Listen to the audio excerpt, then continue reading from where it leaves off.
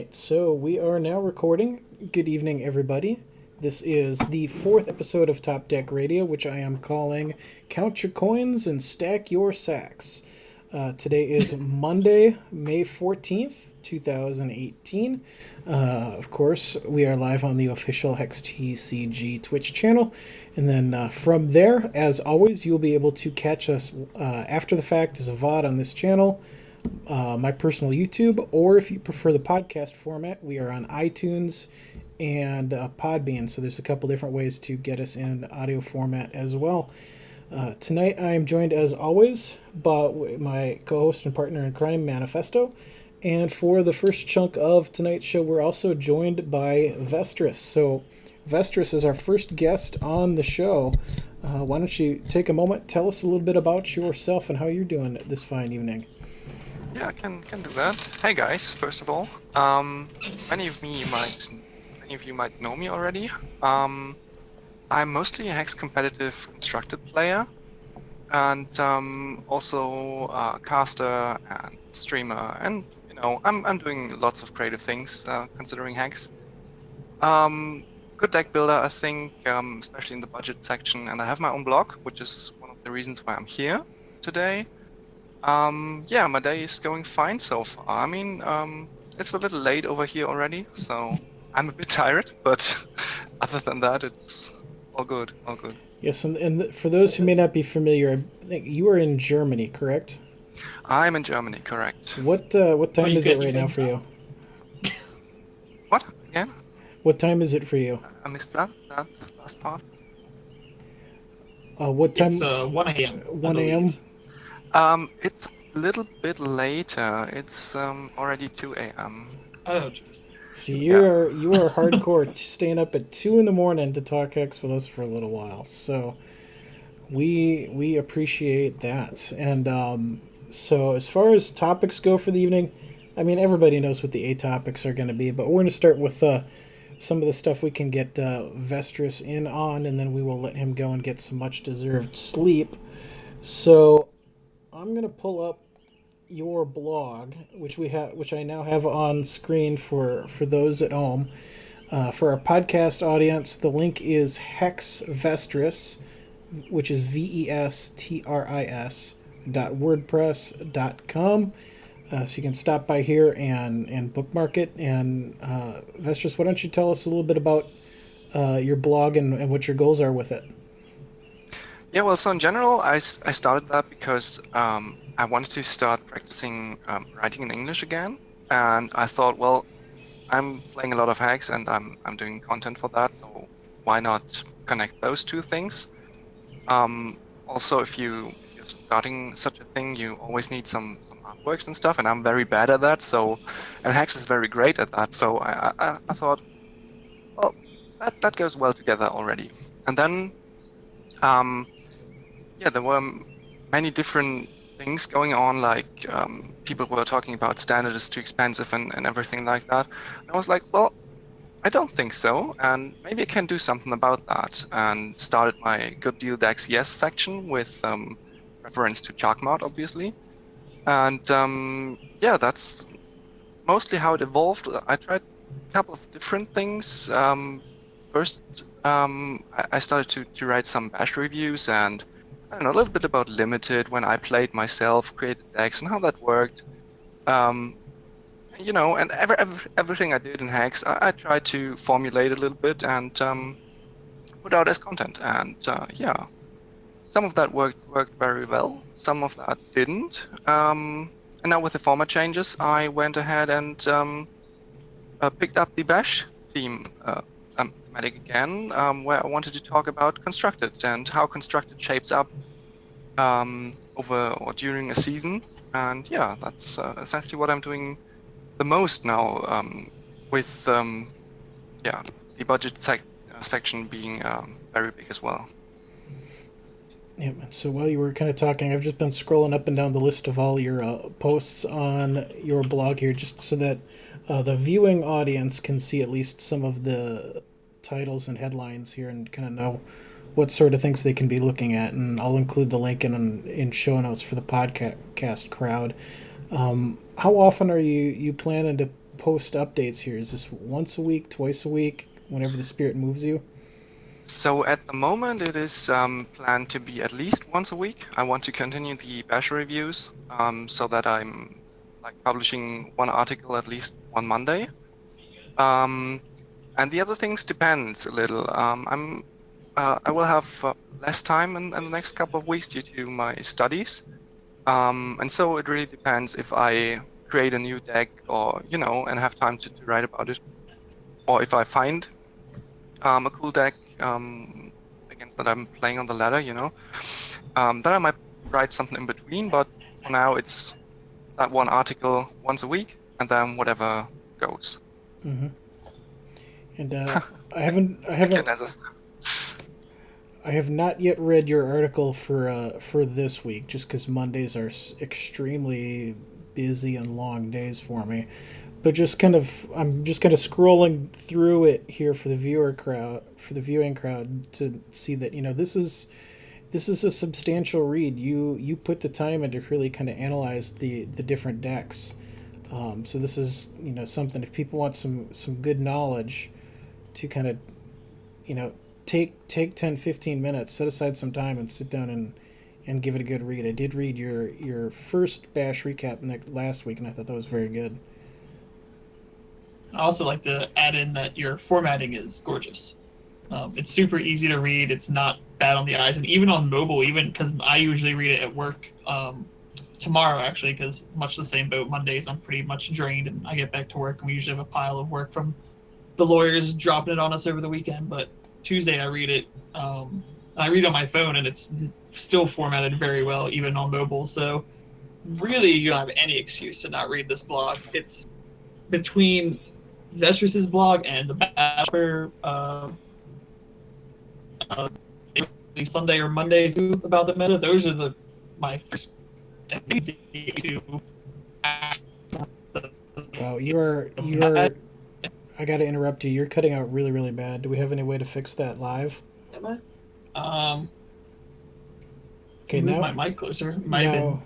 Now you're better. You were pixelating so bad nobody understood what you said. Sorry. Basically, the quick recap was Vestris blog, Battle Shopper's blog. Only 2 blogs you need. Between that and just scrolling through Hex PvP tools, looking at the outcomes of the events and what decks were brought to different tournaments, you can glean pretty much everything you need, knowledge base wise, out of the current meta scene. Yeah. Nazir Snab and Witherstench are giving me grief for the number of tabs I have open. I will use every single one of these tabs tonight for something show related, just so that people understand kind of how much goes into running something like this. But yeah, so definite kudos to you, Vestris, for putting this together. This kind of deep dive into constructed content. I can't even English right now. It's been kind of missing lately, so it's good to see some of that stuff coming back. And on the subject of constructed, before we get into news items, why don't we talk about, I guess it is kind of a news item itself, but let's talk about the CCS, the big Poobah tournament that we had this weekend, huh? All right. I was not 100% wrong on my what do we call it? not the hot take. Your bold prediction. Prediction of the week. Yes. I predicted last week that even with the nerf, the rush would still run three, and it wasn't as thought it would be in the field as a whole. I mean, a number of showings where Ali played it, a couple other people played it. One did top 8, and the one that top 8 player, I never pronounce that name. You were getting really robot-y again. It's so weird. Yeah, I don't know what that is because Vestris has been coming through fine, so it's got to be something on your end. It sounds like a connection issue, I think. 1 second. Robofesto. Well, let me finish that thought, I guess, real fast. Basically, the person who played Sugar Rush went on to win the CCS, so I'm taking it as a win. I like it when he says, "Let me finish that thought real fast." Then he comes through absolutely perfect. But yeah, so Vestris, how much of the coverage did you say were you able to watch much, or did you just look at things after the fact? I haven't watched that much, so I played in the CCS myself, and played all the rounds. So I had it on my second screen all the time, but during my matches, not so much. So um, I've seen quite a bit of that. I've seen quite a lot by playing myself. I played against two of the top 8 players, and lost to both. One of them, which is my teammate.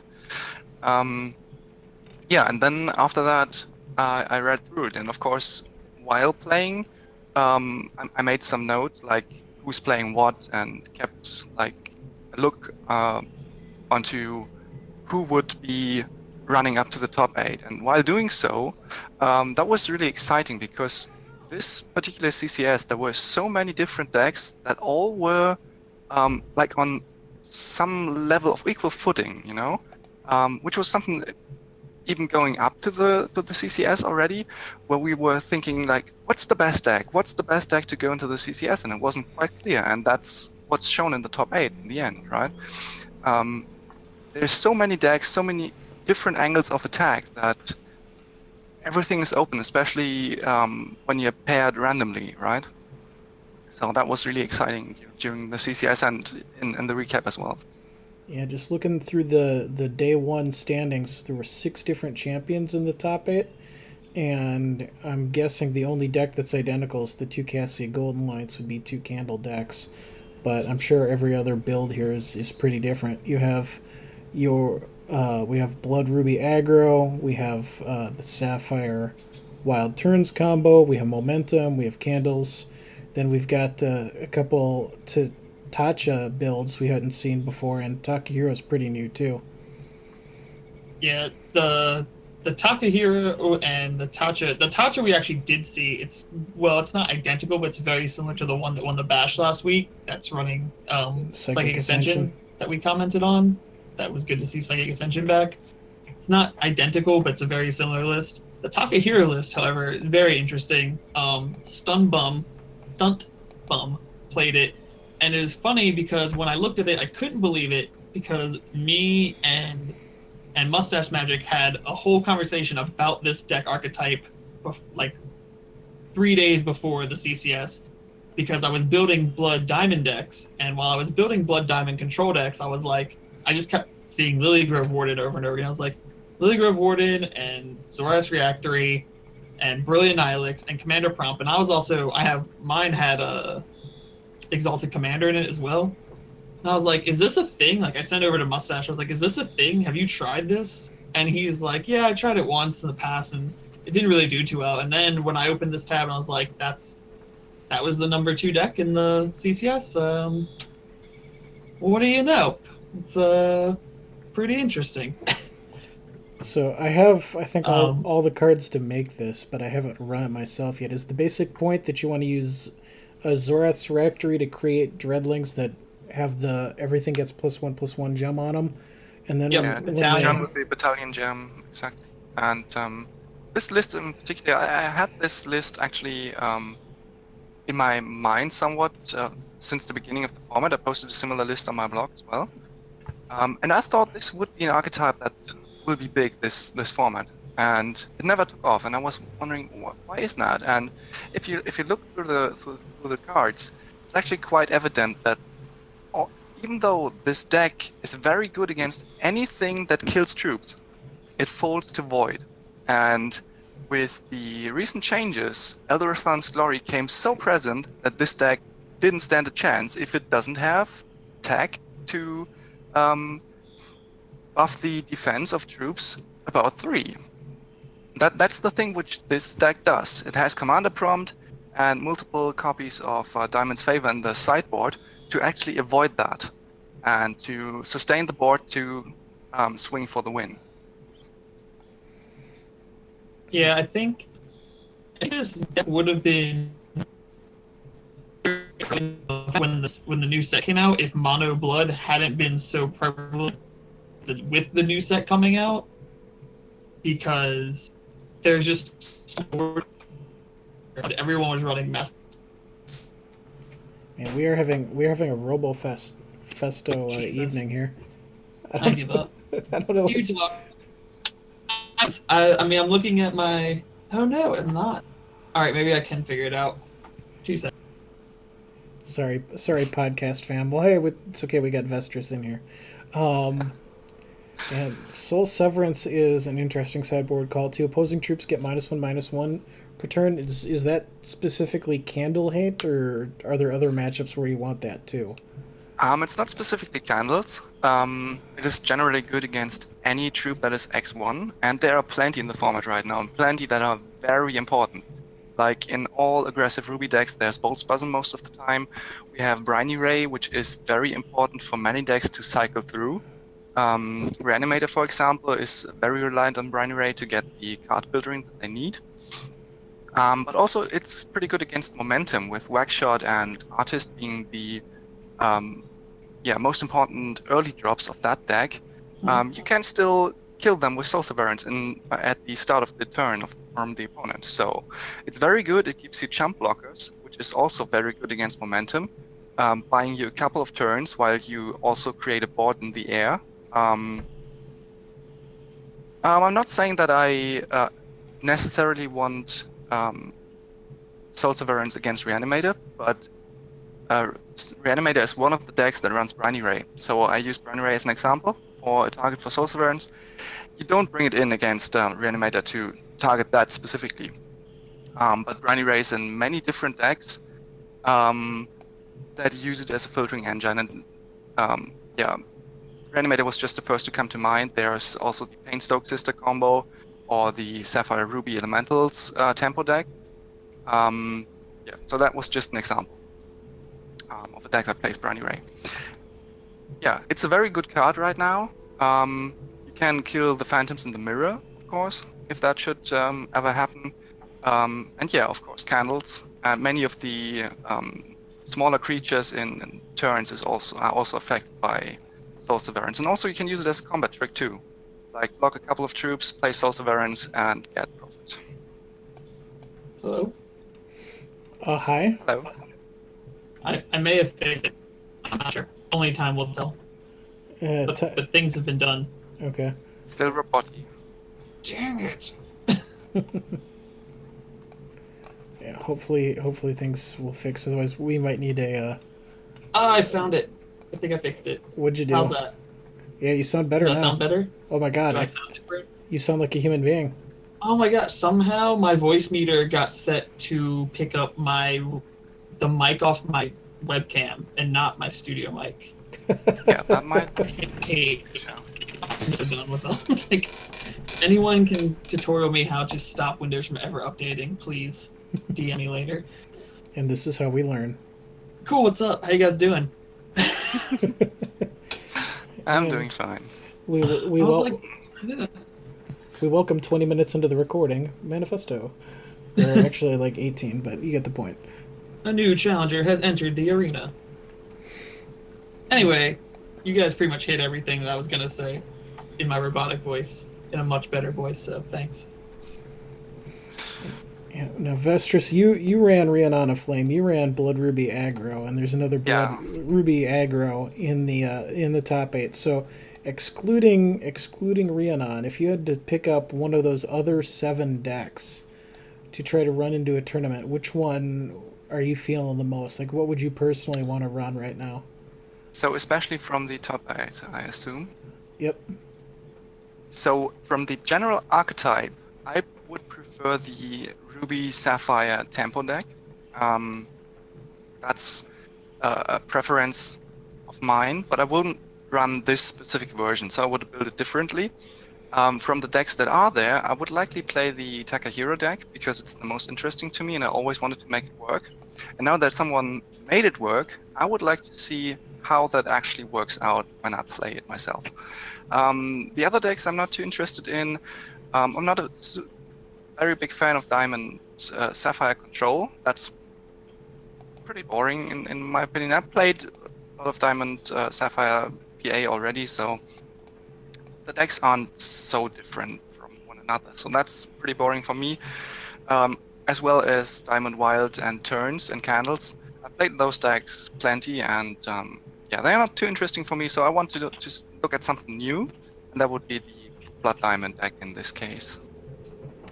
Yeah, this Diamond and Sapphire control, just looking through Rapauso's list here, this looks like a lot of stuff that's going to be hit. This deck is going to be hit really hard as is with rotation.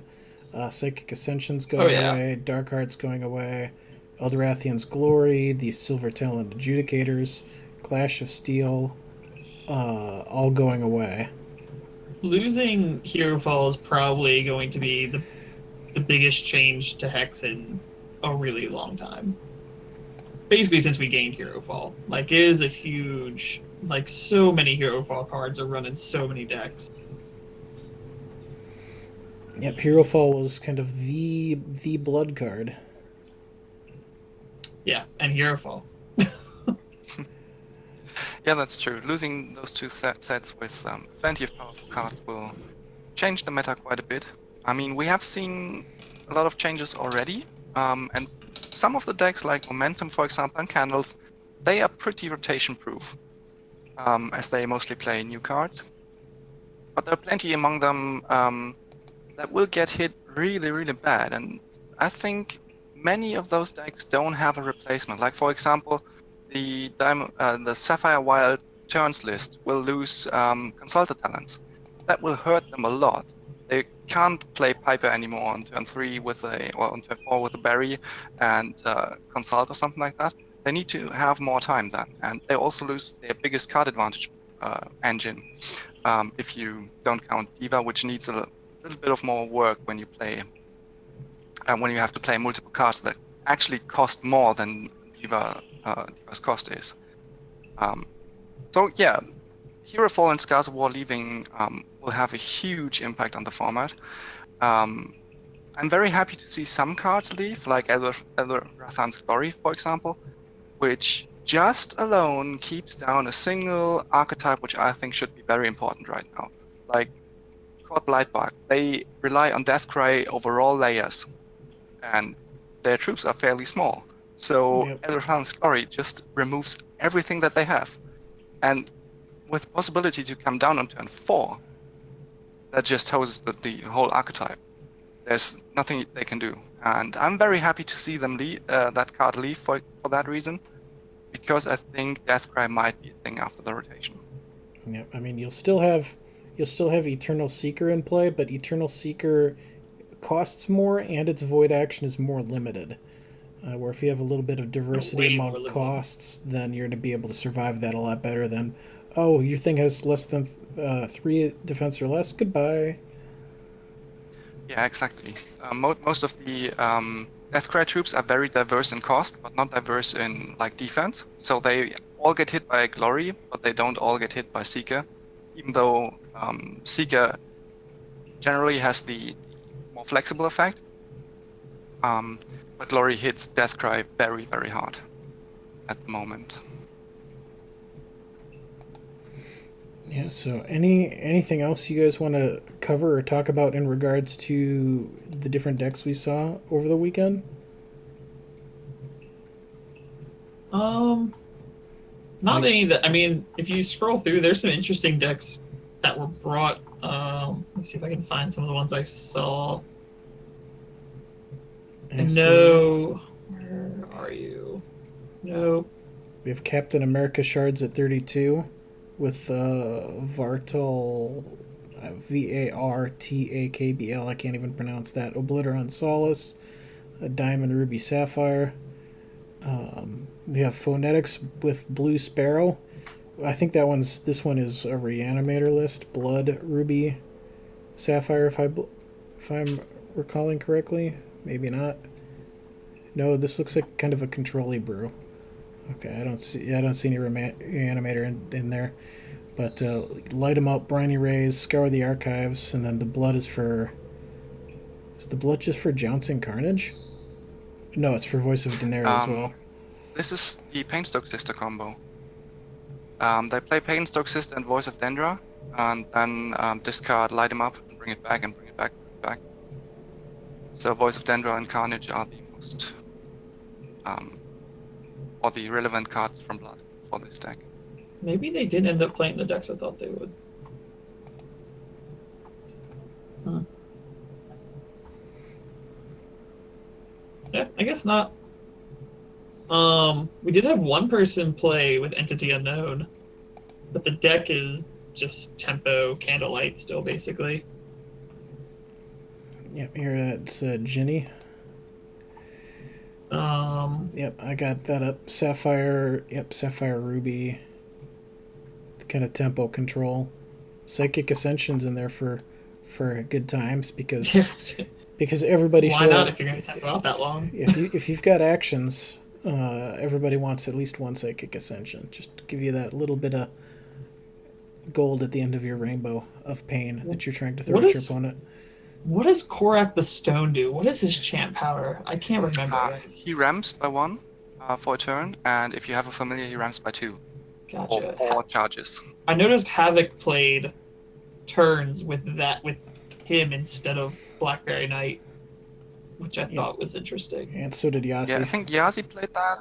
Did Yasi do it too? 4. I'm not sure if he played that in the CCS 2, but he played it in the 5 shards on the evening 2. So, yeah, and Yasi also said that he had a new turns list, so that would make sense. So I didn't like just going for turbo turns, like play it on turn 4 or something with Mind Call as well, and Earth Mother to ramp faster than normally and then go off earlier. What did Novocaine do? Did he just? Novocaine had to catch a flight actually, so he just joined with a fun list, and yeah, I think it was a joke towards Thufi Hawat with the 4 Scour the Archives in the main deck. I mean, that's all it is. It's just 4 Scour the Archives and, yeah. and then a bunch of shards. The troll little deck. Yeah, so it. I didn't see all of the coverage, but I did have to appreciate. I caught around where Yasi actually played a Ripple of Janango, and it made me so happy to actually see that card in a constructed deck. Which is there's a couple outliers, but everything else is pretty much been seen or is a variation of something that's been seen. Kudos to Stumbrum still. I think his is the most out of. I mean, maybe not the most out of the box, but it's the least one I think I've seen played in any tournament, and he managed to go the distance with it. So yeah, for sure.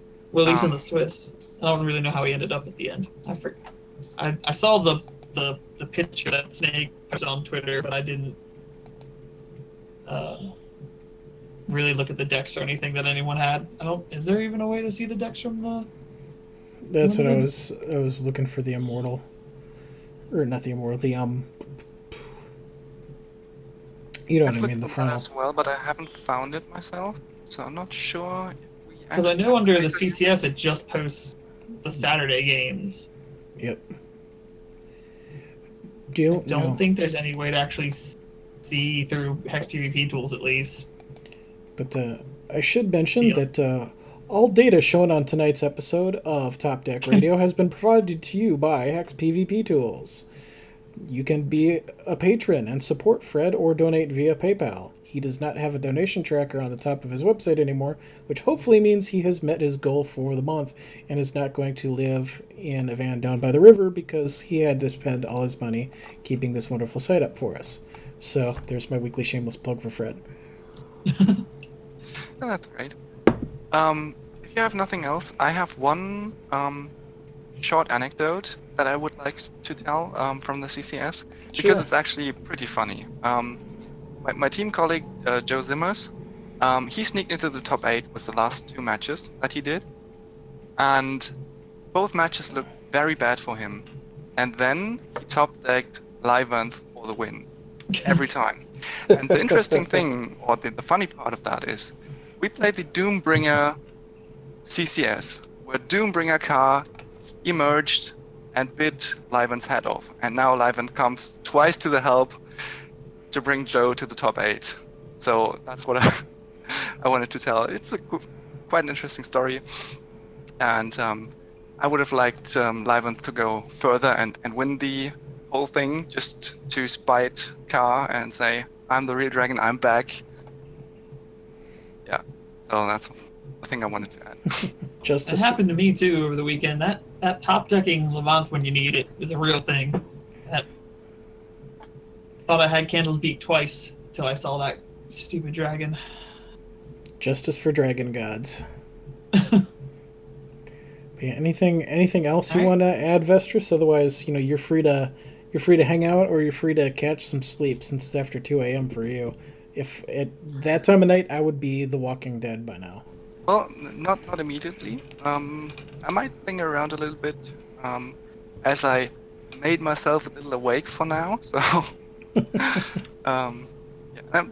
if you don't mind, I hang around and leave when I feel like leaving. Or if you don't want to hear me anymore, that's... Get out! No, I can hear you. I can hear you clearly. You're a good balance to Robofesto over there. So. Oh, I fixed it. Jeez. You did, but I get to give you grief for the rest of the episode. I think that's in our bylaws. If that's not, true. That I just made up right now. Note to self: get some bylaws written. Exactly right. I watch Suits, so I get a lot of lawyerese, fake lawyerese probably from that show. But so let's get into news items for the week, and we'll start with, of course, the big one, introducing Cosmic Coins and Siege Sacks. So I got the article up here for our viewing audience, but Manifesto, you want to run down kind of the basics on what's going on with Cosmic Coins? Oh gosh, let me get it up. And I 2 will. seconds. I will do siege. I will do Siege Sacks. I'm going to read this off of your screen share, and I forgot we weren't screen sharing. Yeah, nope. Or if you want, I can start with Cosmic Coins, and you can do Siege Sacks. I'm here. Okay, go ahead then. Cosmic Coins. Anyone who reaches the Cosmic tier of the Constructed or Limited ladder will unlock the ability to start earning Cosmic Coins. Each ladder match you win when queuing at Cosmic rank will reward you with at least 10 Cosmic Coins, but we don't just reward you for winning, we reward you for doing well. The more matches you win in a row will reward more and more coin. The streak bonus will get larger and larger until 10 wins in a row is obtained, granting 10 extra coins per win, at which point the bonus will cap. This means if you're on fire, you can get up to 100 bonus Cosmic Coins on top of the normal 10 coins per win. So basically, you get 110 coins if you go 10 in a row, and then for every one past 10, you still get 110. Then it goes on to say you can turn them in, and what do you turn them in for? Cosmic Coin Packs. The most likely thing you'll find in a Cosmic Coin Pack is an alternate art card. And there are 3 examples. Refuel, I'm sure Vestris is happy about. A very sweet-looking Twilight's Justice, and a very straight-on view of Doombringer Ka's faces. They're coming for you. Personally, just as a side note, Refuel there is my favorite of the 3 arts. Just barely beating out the Twilight's Justice. But having Brian the Damned and the Matriarch of Flame there together is pretty sweet looking. Oh, yeah. So there's the examples above. The next most likely thing you'll find in these booster packs from the latest are booster packs from the latest set. Or booster pack, sorry, no S, singular. Nearly 1 in 3 Cosmic Coin Packs will contain a booster pack, offering a new avenue for skilled players to build up their collection over time. The final thing you can unlock is 1 of 3 new sleeves. These will be one of the rarest things you can find inside these packs, much like in the Wheels of Fate and chests. Once you've unlocked a sleeve, you'll never earn the same sleeve again. While many people will stick to spending their coins on Cosmic Coin Packs, if you're willing to save up, there are a few exclusive items you can buy directly from the store. And the only example of that they give us, no, it's not 2 examples. One is this battle board, which is in concept art, but still looks rather fitting. It's a Great Machine Graveyard concept board. Got some machine heads laying around, some ooze. We got a hand coming out of the ooze on the top. And then the second thing, if you scroll down some, are the 5 different new animated flip coins that you get that flip up at the beginning of the game. These will cost 1,200 cosmic coins each, and they come in your 5 favorite threshold flavors: Blood, Wild, Diamond, Ruby, and Sapphire. Okay, and so we'll talk about siege sacks later. Even though they're similar, but they're a little bit different. So what are Vestris? Start with you while you're hanging out with us. What are your initial impressions of the cosmic coin system here? Well, there are some different layers, and I don't think we have full information yet. So everything I say is not on finished data. What I'm really happy about is that they actually put playable constructed cards as alternate art cards here, so that you can actually find cards that are useful for constructed that can give you a boost to your collection.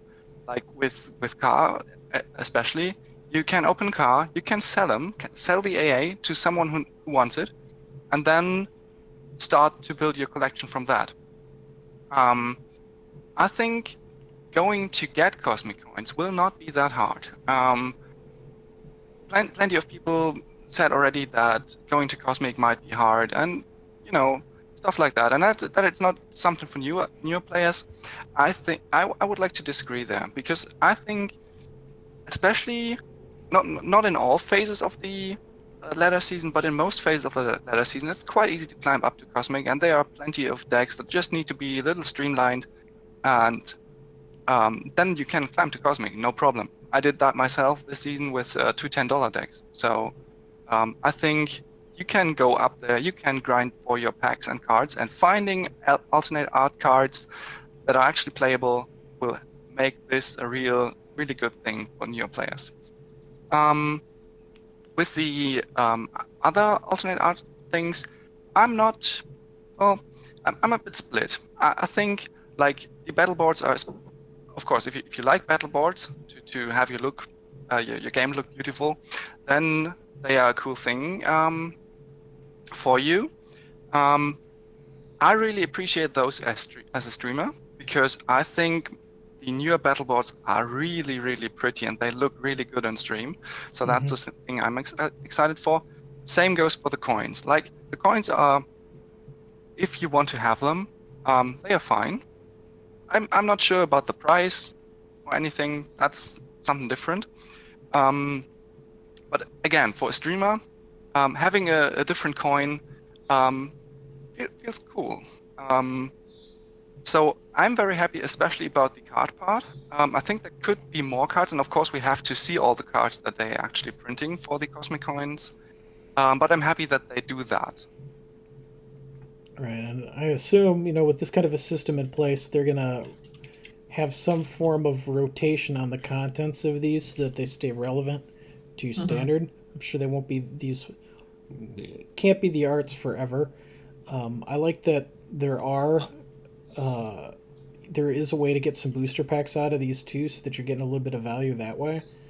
And for Dungeon Masters of Entrath and trying to tie up together deck themes, I'm all about collecting every battle board I can get my hands on, so I'm probably going to be doing a fair amount of grinding for these. The coin flip seems like a cool idea, and it's kind of like feels like a high-end streamer vanity thing where you can show off your coin flip and your audience is going to go, oh yeah, he's a high roller or whatever. But the coin flip feels hilariously overcosted to me at 12,000 cosmic coins. I mean, do you want a coin flip that's going to show on screen for 3 to 5 seconds at the beginning of the match and that's it? Or would you like 12 packs that can have these AAs and boosters in them? I mean, it just... For the audience listening, that is 1,200, not 12,000. Yes, 1200. I agree. I think the coins are slightly overpriced. I already expressed that sentiment. I think it's interesting. There's only 6 alternate art cards. We've seen half of them.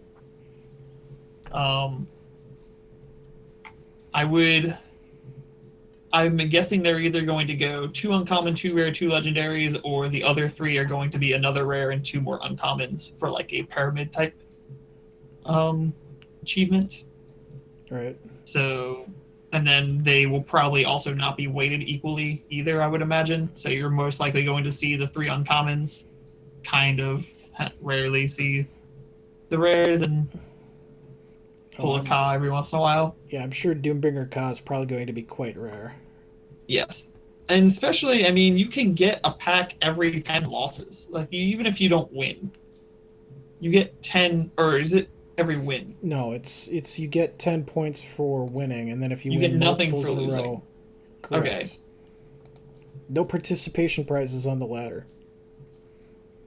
I'm trying to think, like, what most people go. I mean, the even the better of the Hex players, probably their win percentage isn't super high over 75% once they're on the Cosmic ladder playing other Cosmic players.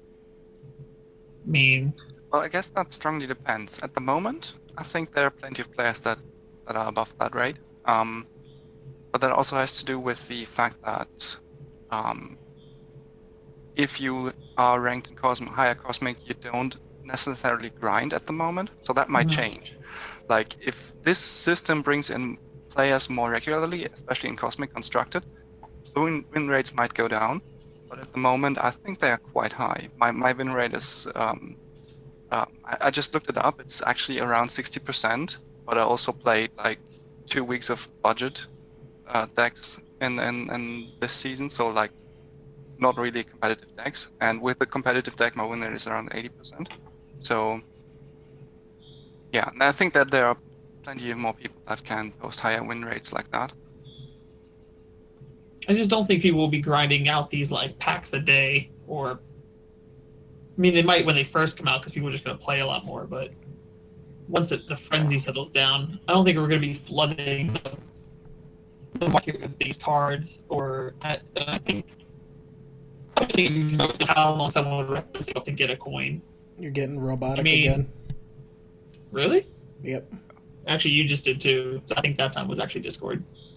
God bless Discord. Yeah, might be. I don't know. It's one of those things that's just you're gonna have to do it and see how long it takes you to get coins, and then what's worth it to you. What's your time worth?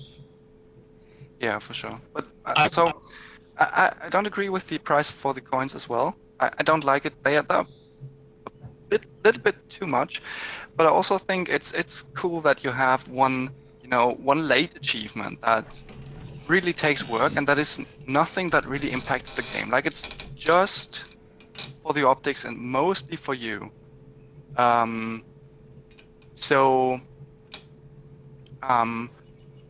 a cool thing about it. Like, if you don't need the cards, if you don't want to grind the cards, if you don't need the battle board and this sleeve, or if you have everything of that already, you still have something that you can buy just by playing, and that's a cool thing. I'm not sure about the price, as I said, but it's cool to have something to aspire on. Yeah, I mean, from personal opinion, I would foresee myself, if I get all 3 sleeves, then I might go. But I feel like in the time it takes me to get the 3 sleeves, unless I'm just stupid lucky, that will get you most of at least one of the other days. You'll get a couple boosters. That's the thing, I guess, because the way it's worded is it actually you only get 1 item per cosmic coin pack. And 1 in 3 cosmic coin packs is a booster. So you're only getting something besides a booster 2 out of every 3 packs you buy. True. So that's definitely going to limit your. Basically, it means only every 2 packs are you going to have a chance at one of those sleeves. Or the Doombringer house. So it's going to slow up people grinding out for just those items very quickly. They'll get booster rich. It's a bad thing. You can sell boosters. You can open them. I mean, they're definitely not the worst thing you can get. Yeah. So I know you don't like Skype, but I think we need to try Skype next week. All right. It's you're still robo-y enough. I can understand you, but yeah, it's interesting. So let's move on here. I'll kind of lead into Siege Sacks. The other currency, if you're not playing on the constructed ladder, is they're launching Siege Sacks And siege sacks provide new things to unlock through packs, similar to what you can do with cosmic coins. You earn siege sacks in two different ways, by attacking and defending. On the defender side, you get sacks for both the intensity and the duration of your defense. Your siege defense will gain siege sacks for each attacker you successfully repel. You also generate siege sacks the longer your siege goes undefeated, which I'm guessing means uptime, since that's different from talking about the number of attackers repelled. However, these rewards don't go to you immediately. They are tucked into your siege defense with the rest of your rewards. As your siege repels attackers or otherwise lasts a long time, it will continue to accrue new rewards, which should in turn invite more players to attack you. So the number of wins your defense racks up and the longer it stays undefeated both add towards your siege sack total. When you get taken out and your siege is defeated, both the attacker and the defender will gain siege sacks equal to the sack total up to a cap of 500. These rewards are in addition to the normal bounty of gold or plat granted when that siege defense gets taken down. Keep in mind, and this is the controversial bit that a lot of people don't like, and I'm in the agreement that I don't understand this. Keep in mind that as a siege defender, the only way of earning siege sacks is for your defense to be defeated. If you choose to withdraw your siege defense manually, you will end up forfeiting any siege stacks stored at that time. So if your defense is basically too expensive or too hard for anyone to challenge it, and you want to withdraw it, you're kind of out of luck as is right now. I'm sure we'll kind of talk about that here as we go. These packs, just like cosmic coin packs, cost 100 coins. The siege sacks are going to cost 100 siege sacks and will contain one item. And these are going to be weighted towards PvE cards and equipment. They do also have some AA cards that are exclusive to them. Since PS4 doesn't have PvE, they will get the AA cards at a faster rate. These rewards, they've decided, are not going to be tradable, so whatever you open is yours. And to counter that, of a feel-bad moment of opening a bunch of things that you can't trade, they have a smart loot system in place here where you're only going to get X copies of a card, where if you have 4 copies of something, you basically have a playset, you're not going to get that anymore. Once you have copies of all the equipment for a card, you're not going to get unnecessary equipment drops. And then they also announced that they're adding in alternate art shards, one kind for each of the different shards, and they are putting in a couple mercenaries. So, and of course, a battle board to save for. I'm kind of hoping the shards are the last thing that you get, like the shards start dropping after you've got everything else. Because if I get like 5 diamond shards in a row when I haven't seen a single PvE card, I'm going to be kind of sad. But how are you guys feeling about the PvE side of this? Did I lose you? Shoot, why can I hear myself all of a sudden? Anyway, I mean, besides this, the thing you already brought up as being a feel bad, I like that we're going to try to incentivize playing Siege. I hope it works. I feel like it's going to run close to the same course as when Siege first came out, and it'll spike its popularity, but I still don't see the holding power. As more and more people get their full playsets of the cards and the rewards, they'll just stop playing Siege because they won't have any reason to anymore. And that will make it harder for the people who don't get all of the rewards right off the bat. And that's just how I see it going. I hope I'm wrong, but that's just one way it could go. I mean, yeah, I would agree. I think go ahead. that Siege is in a very awkward spot at the moment. Like, you can create decks with all the additional cards and equipment that are nearly unbeatable, even though the AI is not good, which are core issues of Siege. and I'm not sure if the incentive is big enough to actually respark the whole format as a thing. And I think for people, so there might be different incentives as of now to play Siege. For example, for me, it was like I wanted to build cool keeps without any defending power most of the time. If you run a good attacking deck, but I wanted to keep them thematic. I wanted to give away, like, that's an idea that came up on the forums today, like give away cards for budget decks that they have to fight, something like that. So that people can build a collection of cards that I have too many of.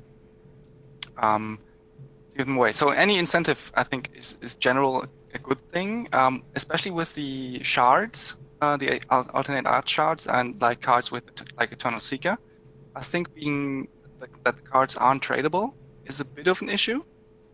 Like, especially Eternal Seeker is one of the most sought after cards, and it might give some people incentive to play Siege, but I don't think that that's necessarily the case, and it won't bring down the price of the original card, so that's something I dislike. And especially for the alternate art shards, I personally don't like the alternate art so much, but I can imagine that many people want to play with those, and if those aren't tradable, that would be like forcing the people to play Siege even if they don't like to do that. And for the other incentive, playing Siege, especially as a defender, is like you want to build good decks that don't get defeated or get defeated like 1 out of 100 matches, like. And then getting Siege sacks feels, as you said, feels really bad. And so then that's the two sides of the thing. People that just want to have some fun with Siege, and for those, I think it will be a great thing, just earning some sacks while doing that. But for the people that really want to improve on their sieges, I think for those it's especially bad at the moment. Yeah, this is just the way it's set up. It feels like enforced participation. Like if you want any of this stuff, you have to play. And it's going to be interesting to see how that inspires people, and from a cost perspective on what you're putting your siege defenses up for the initial attack. I'm hoping that this is going to spur a lot more people to put up attacks basically at the price floor to inspire more people to attack to try to get more sacks. Because, even though I've done some of the math on this, and if you do siege defenses or attacks at the bare minimum price, like even without bonus gold, a good run of the arena can get you like 8,000 gold, which is enough to post a siege defense at the minimum 8 times, to attack it many more times than that. So you could still get a lot of value in terms of one arena run towards paying into siege. But even though I know that's how the math works, it's still an incredible feel bad that I'm paying into siege, and then if I'm losing, the encounter, I just threw my gold away. I didn't get anything out of it. I'd love to see a day where they change up siege so that both attackers and defenders are rewarded in some kind of way. Defenders for creating interesting content, and then attackers for engaging with it. But we'll have to see how this stimulates activity in that mode, I guess.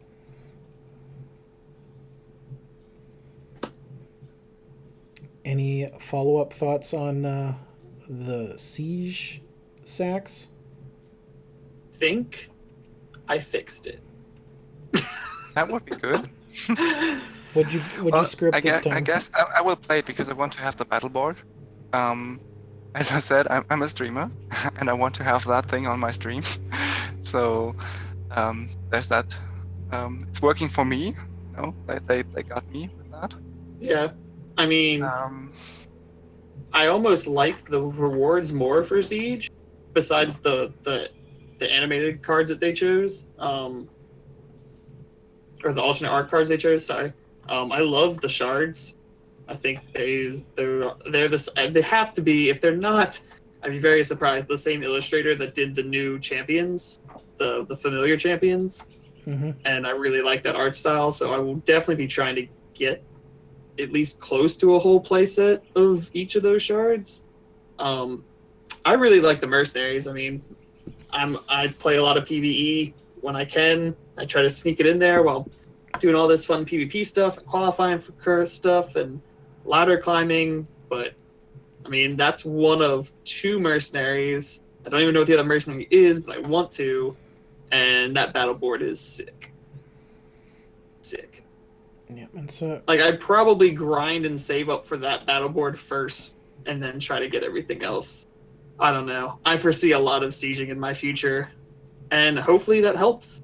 Like, I feel like the more people that will siege will help it, and I'd like them to prove me wrong that when like people like Yasi, and I've had one up there, and Coach gets them up there, but when our sieges get up to like the high mid 20 defending like sprees, and people stop attacking them because the gold's just too much, hopefully seeing like 300 to 400 siege sacks sitting next to that gold amount's enough for people to that they consider that worth it. Like, I mean, if you see someone siege up there, like if I can log on and see Yasi siege up there and it's sitting at 600 siege sacks, I mean, that's half the battle board.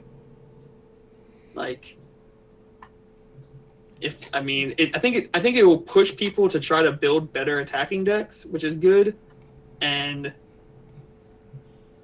I mean that might be where when I think about like that, if I can beat one person and get and pay for half of the battle board, I mean that's a ton of farming time saved. So you just got to be confident in your deck building skills, I guess. Really, what it comes down to. Well, the battle board is 5,000 coins. The cap is 500, so you'd be getting 10% best case. Oh, sorry, I was reading. What's 1,200? The coin's 1,200. Sorry. Yep. Yes. So coin. Half the coin, almost half for the coin, and a tenth of. No, see, that doesn't sound as good anymore. Thanks a lot. Let me live in my fairy tale world. But I wanted to put out one more thought. Like, as I said with the cosmic coins, I think we don't have the complete picture yet regarding siege stacks. I mean, we don't have the full rewards yet, I think. So there's still some room until the update actually comes. They can improve, and I think they said that they wanted to put out multiple articles for the next update. I mean, we have seen 2 so far, and I think there might be something else coming, which might be wishful thinking, of course, as I'm not able to look into their heads, but I think there might be something else coming, because this is just looking as a very huge update that's coming, like siege stacks, the cosmic coins, the ladder changes, which we'll likely talk about soon. There's plenty of room, and then more things coming up later as well.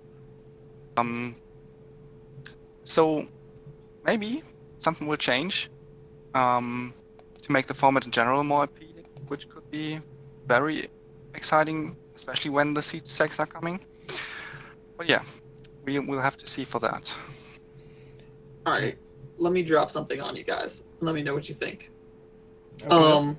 So at work today, I was thinking about what Vestris just said about making Siege more appealing. I feel like Siege would thrive better in like the Merry Melee. Thoughts? What Like do you if mean? Siege was one of the rotating Merry Melee formats and was only around for 2 weeks, and they changed the whole Siege sack thing into just a Merry Melee currency. And so whatever the Merry Melee event was, you could earn that currency.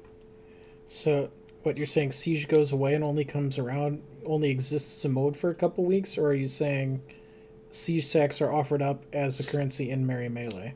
No. I'm saying Siege is only offered up for 2 or 3 weeks, whatever they end up the window being. So it would be one of the Merry Melee rotating formats. I think the whole thing needed to change then, right? Like how would it be designed? Like Same way. It's just, so let's say tomorrow was the rotation day. Siege becomes available. People can put up defending decks. People can start attacking, but it's only around for 2 weeks. So it's not something. So it gives a little bit of that limited. You don't grind it forever. It's not really a staple mode in a TCG or anything. Like, you eventually get just tired of attacking an AI, and vice versa, just resetting up your defending decks when it could be something that you're almost anticipating and waiting for as part of the rotation to come around. I think they put way too much design and engineering time to get Siege running to ever want to make it a limited thing.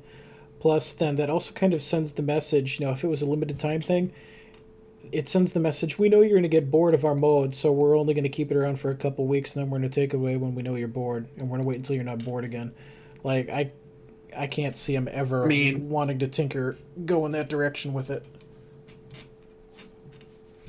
Siege was the mode that they promised that they build as user-generated, infinitely replayable content.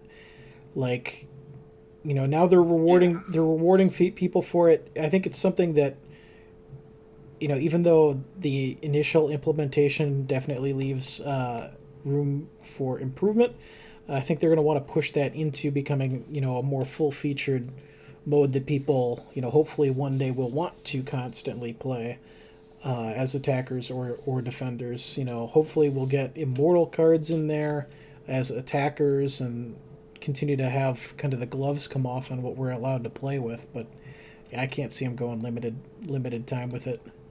Yeah, I don't think so either. I had a different idea, and if you want me to share it, it's about how Siege could work as a multiplayer or a sketch for some multiplayer experience. That might take a little while, so that's why I'm asking before. I also made a forum post about that, a couple of weeks ago. If it's that detailed, it might be a topic for another night, because we haven't touched on. We can link the forum post. It's not super detailed. It's like a short idea, but I can just link the forum post if I find it. Then maybe that is a topic for another night. I mean, hopefully that's the end goal, is for Siege to be a stepping stone to evolve over time into keeps and what we were not supposed to have. That sounds high horsey, but what was more outlined in the Kickstarter than what we have now.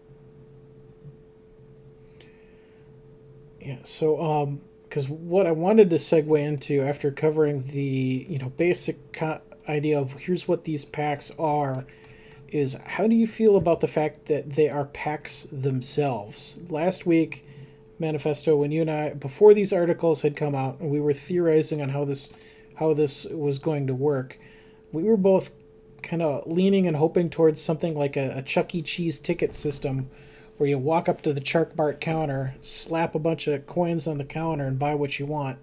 And that's not what we're getting. We're getting Kismet Pack 2.0 basically. Yeah. With yet another RNG system for random rewards.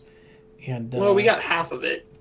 I mean, if you're, they made the argument that you could save for the safe bet or gamble. I'm just gonna say the word gamble. I don't care. Or gamble for the $100 packs. So we were half right, but we were half wrong. And I mean, at least on the Siege side, they're smart packs. So it's not as big as a gamble, because just eventually you're going to run out of stuff. Like, once you're just getting coins, or once you're just getting the alternate art shards every single time, you've gotten everything. So, I mean, but on the other side, the Siege side, or the Cosmic side, yeah, I would have preferred our way, but right. Like, I know they want to, I guess, stimulate some activity with people having to buy the packs or, sell or trade the goods. But I said I was going to include it, and I'm a man of my word. I wanted to call attention to a post from Ossuary in the forums, just calling out Hex with all of the RNG loot flow that we have in this game already. We have Wheel of Fate spin exclusive sleeves, mercenaries, PvE cards, equipment, and alternate art cards. Then there's the same things in those chests that are exclusive to the primal level of chest. We have exclusive cards to AZ1 pack openings. We have exclusive cards to AZ2 pack openings. We have exclusive stuff for all of the dungeons. We have exclusive Frost Ring Arena drops and equipment. We have the ultra rare Urnaz and Zakir encounters. We've had all of the various Kismet packs, and now we have two more various RNG dependent modes. Is there such a thing as how much is enough for this game in terms of RNG? Can you reach and exceed a breaking point where it gets to be too much? And if so, are we there? Are we not there? If we're not there, how close are we to too much RNG stuff? Or am I just off base with thinking that this is nonsense? If we're not there, we're real close.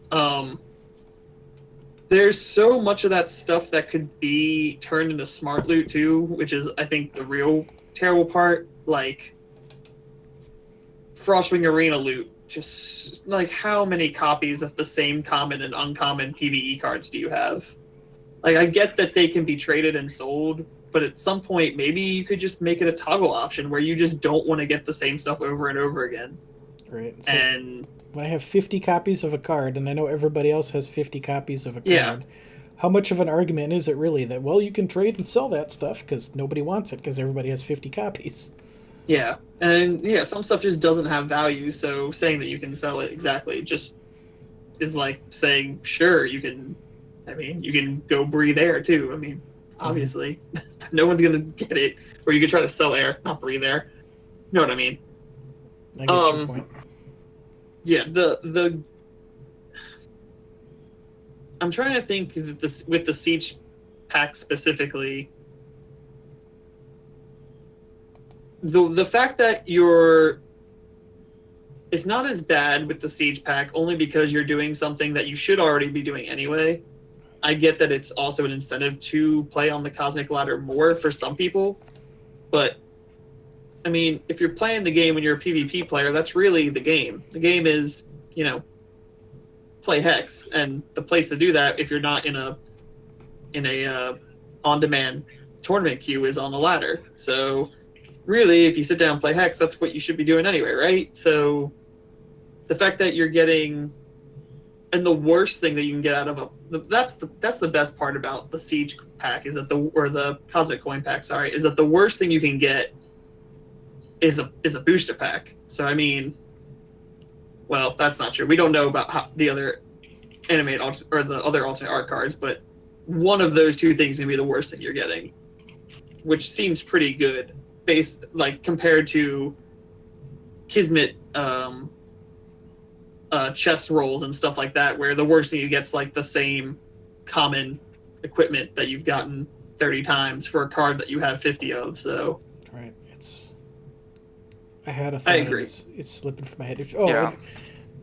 With packs, with this pack distribution method, it feels to me, for lack of a gentler way of saying it, like they took the easy way out. They already had the Kismet pack distribution method. They've already had several different forms of random pack, opening and giving you an item. So that tech was all already there. They've already had, obviously, the pipelines for making battle boards and cards and all of that stuff they already knew how to do. The only new tech was kind of adding in the currency, whereas system to buy the packs, whereas it would have been a lot more probably engineering time and an overhaul of the store to be able to do a specific token buy system. Here's all the product, here's what you can get.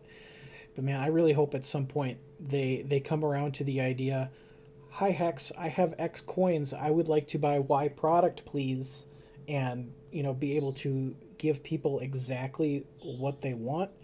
And if you want to set aside a small subset of items as chance things, fine. Overall, I'm super happy about the rewards system. It's nice to have a little bit of extra stuff, as an incentive to keep playing, but random is really losing the luster for me after several years. I remember I can't remember if it was a video or a forum post or something, and I'm pretty sure it was Corey that did it, that talked about, it might have been one of the original Kickstarter videos about the chest opening, and how he was just very animate about it being a feel-good moment for opening chests. And like, you know, because you get to like open, it's like, because chests were, I think one of the problems is we've become very spoiled. I'm just going to use the word spoiled. We've become spoiled because when you play a paperback TCG, you don't get free fun chests to open, right? So the whole chest thing was supposed to be icing for us, and now we've made it part of the cake. We expect to get good stuff out of something that was basically a surprise given to us on top of what we were already paying for.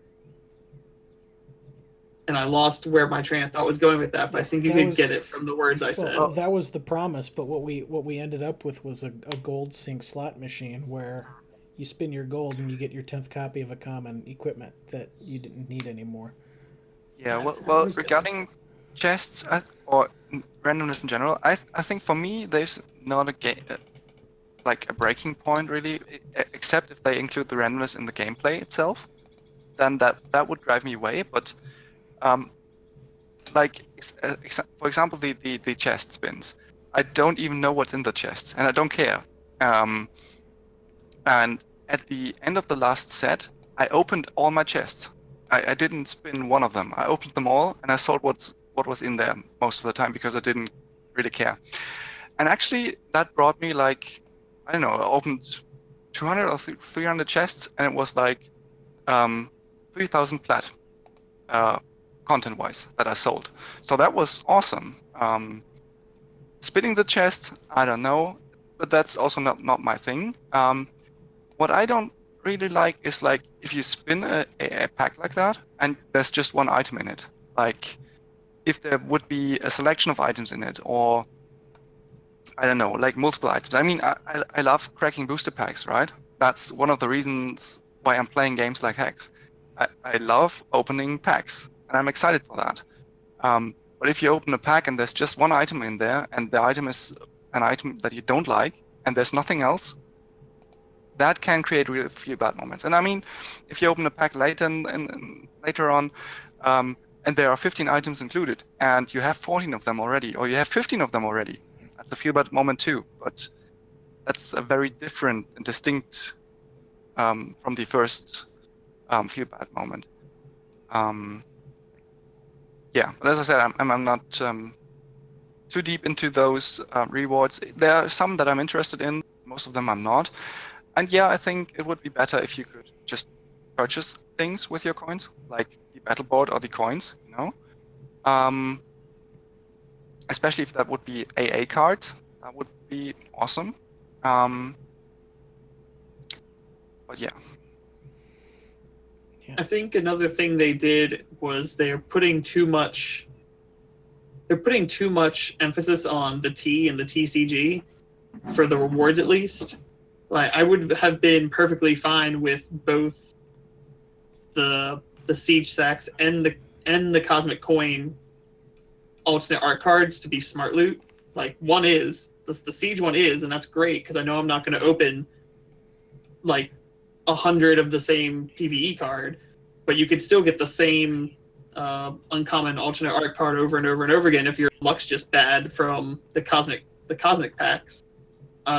I don't see the problem with the game introducing some almost CCG elements where those alternate art cards, you can keep them tradable, but you still only get 4. Like, your account gets 4. And if you don't like the alternate art and you don't want them, you can sell them or you can trade them, but you don't get them anymore. Like, there's still a cap to the opening of them.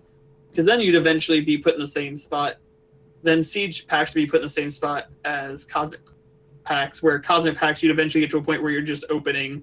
Every time you buy a Cosmic pack, you just get a free booster pack, basically. Because you would have gotten all the alternate art cards, you'd have gotten the sleeves, and you would have gotten, that's it. You would have gotten alternate art cards and the sleeves, so you just get a booster pack. Or you could save up for the other things. Yep, I'm willing to entertain any idea that reduces the amount of random in what is a reward. I thank you for playing back. I mean, it still makes it random. You still don't know what you're going to get. You're still going to get a, ooh, I'm opening something moment, and you're going to get a reward, but it's not ever going to be the same thing over and over and over and over again. I like that we're an hour and 15 minutes into our recording, and we haven't even touched the ladder yet. Well, that's basically the end of our show tonight. So. Oh no, we got more. We got more. Don't you read my show notes? Oh yeah, well we got the not card of the week. Yep. And you have that one video that you didn't play from me. Oh yeah. Yep, I got All right. Well, I think we can put a pin in the rewards. I think we've talked them pretty much to death now. There's lots of things, and until this patch happens, which now I don't think is going to be this Friday, Thrawn, unfortunately. I mean, unless the announcement tomorrow that there's going to be downtime. Yeah, I think my bold prediction that we were going to have it by the end of this business week was not correct. I don't think it's going to happen unless we get the announcement tomorrow that the patch is going to be Friday. But we'll see. So I am not going to make it to the end of the episode without making a bathroom run here. So you want to do me a solid and while I AFK for a minute, bring up the Friday update and walk people through Battleground updates? Yep. And you're going to put it on the screen? Yeah, I will put at least the start of that on screen so people can see that. And I will be right back. Friday updates, guys. The first Friday update has pretty much everyone knows Cornith has continued, so yay Cornith. The second little bit of news is the Cosmic Crown Showdown happens, and that happens, so that's 2 things down. We're just chugging all along. Third, Battleground update. Here's where he wanted me to start. With our next patch, soon TM, we will also be introducing some ladder updates.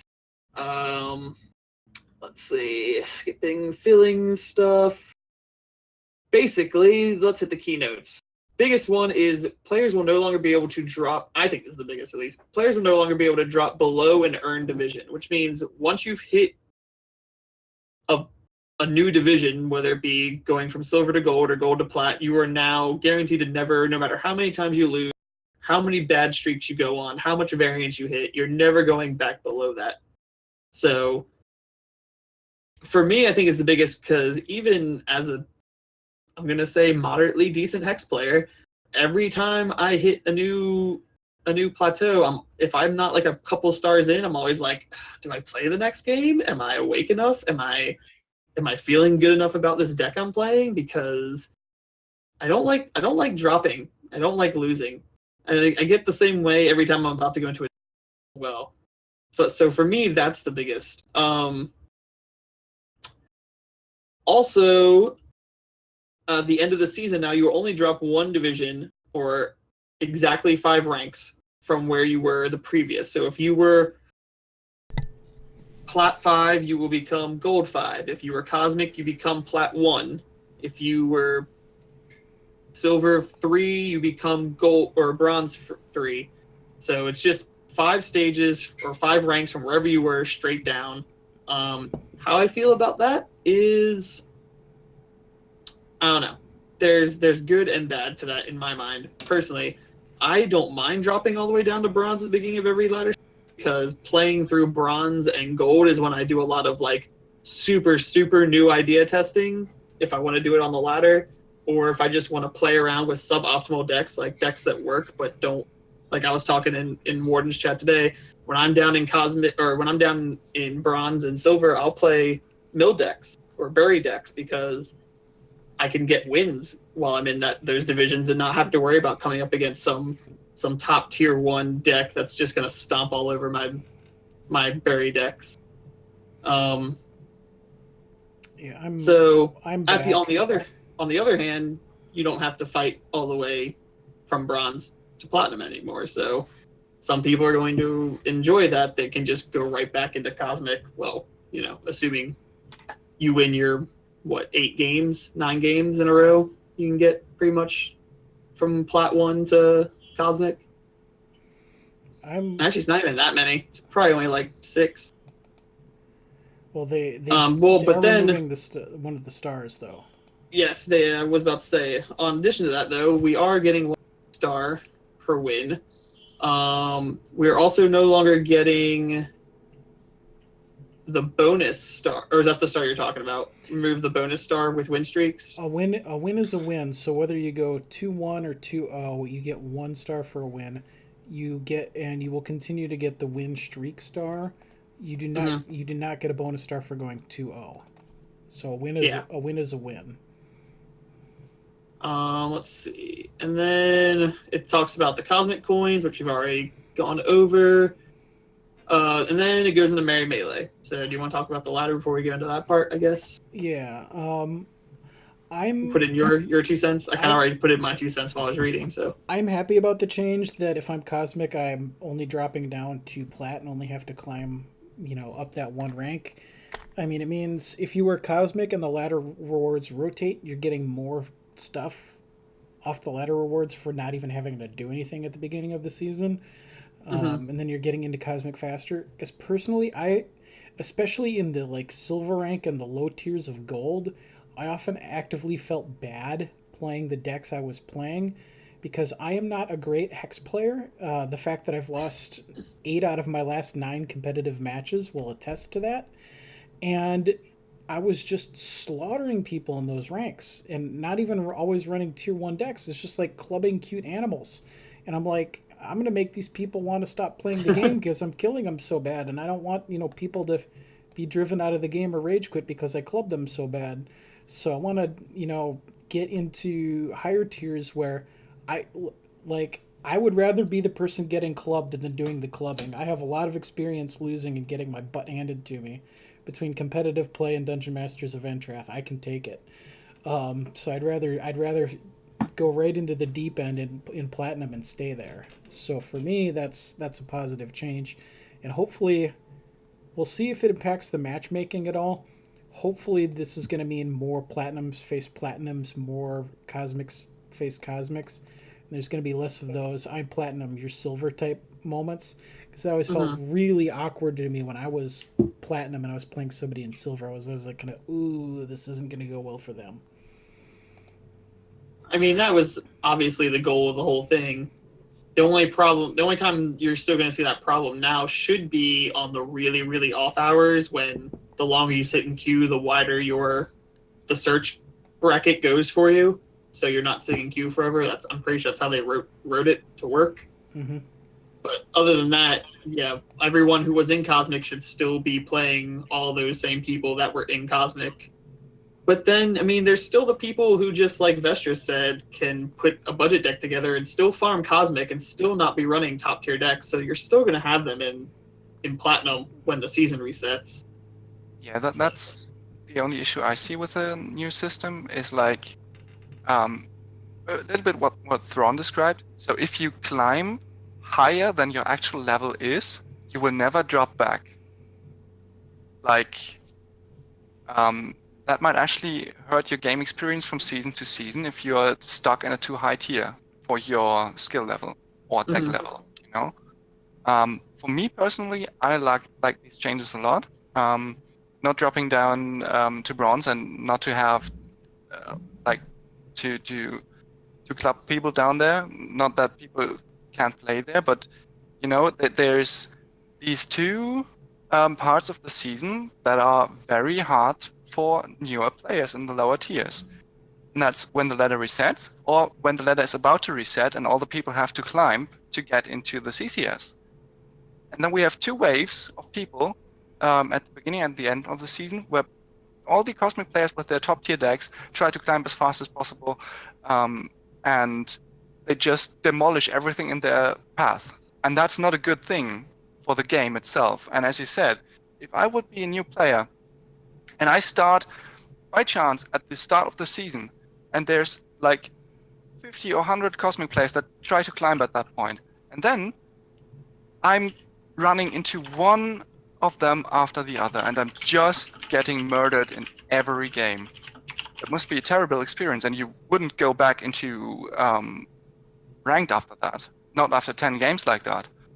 And I mean, especially if they have the same ranking as you, if you, I don't know, fight someone, if you're on bronze and you get matched to someone on Cosmic, you think, well, all right, that guy is plenty better than me. But if you fight against 10 bronze players that have the top tier decks and slaughter you, that's like, well, bronze is trying those decks to compete. And I rather lose against someone who's way above my rank with a good deck than to lose against people on my level with amazing decks and amazing skill. Just because that makes me think, well, all right, I'm not as good as that guy, but on my level, I can compete. That's fine. But of course, the matchmaking system should, needs to actually work with the ladder changes. If nothing changes with the matchmaking and still people are ranked or matched all over the place, then it doesn't do anything. But I'm hopeful that it will, and I'm hopeful that with more incentives to play all the time, that people will actually play in their ranks then. But that's something we have to see. So. And, I want to call out a comment Strawmore had made in chat here. Personally, I'm happy less to climb a bit, unhappy about the 2-0 star loss. What I think they should add, this may be a bit controversial, but would like to make it that if you hit Cosmic 5 or so times in a format, could count the past Cosmics for this, you would no longer drop out of Cosmic. Hitting it 5 times feels like you've proved you're a Cosmic player. So basically, put a number on it, X, whatever you want to call it. If you've hit Cosmic X times, you're just Cosmic now. And Manifesto, since you commented in chat, so you want to comment on that first? I mean, it's not a terrible idea, but the problem is we use the Cosmic ranking for the CCS, and anyone who's played in the top Cosmic tiers knows the reason people race to Cosmic at the beginning of the season is because the higher you place, or the lower technically, like the closer to 1 you are, the harder it is to fall out of it, because you don't have people jumping around as much around you. You don't have like a whole bunch of people beating a bunch of people to get, like, you don't get pushed around as much, basically. So you can play less and risk losing less the higher you place at the beginning of the season.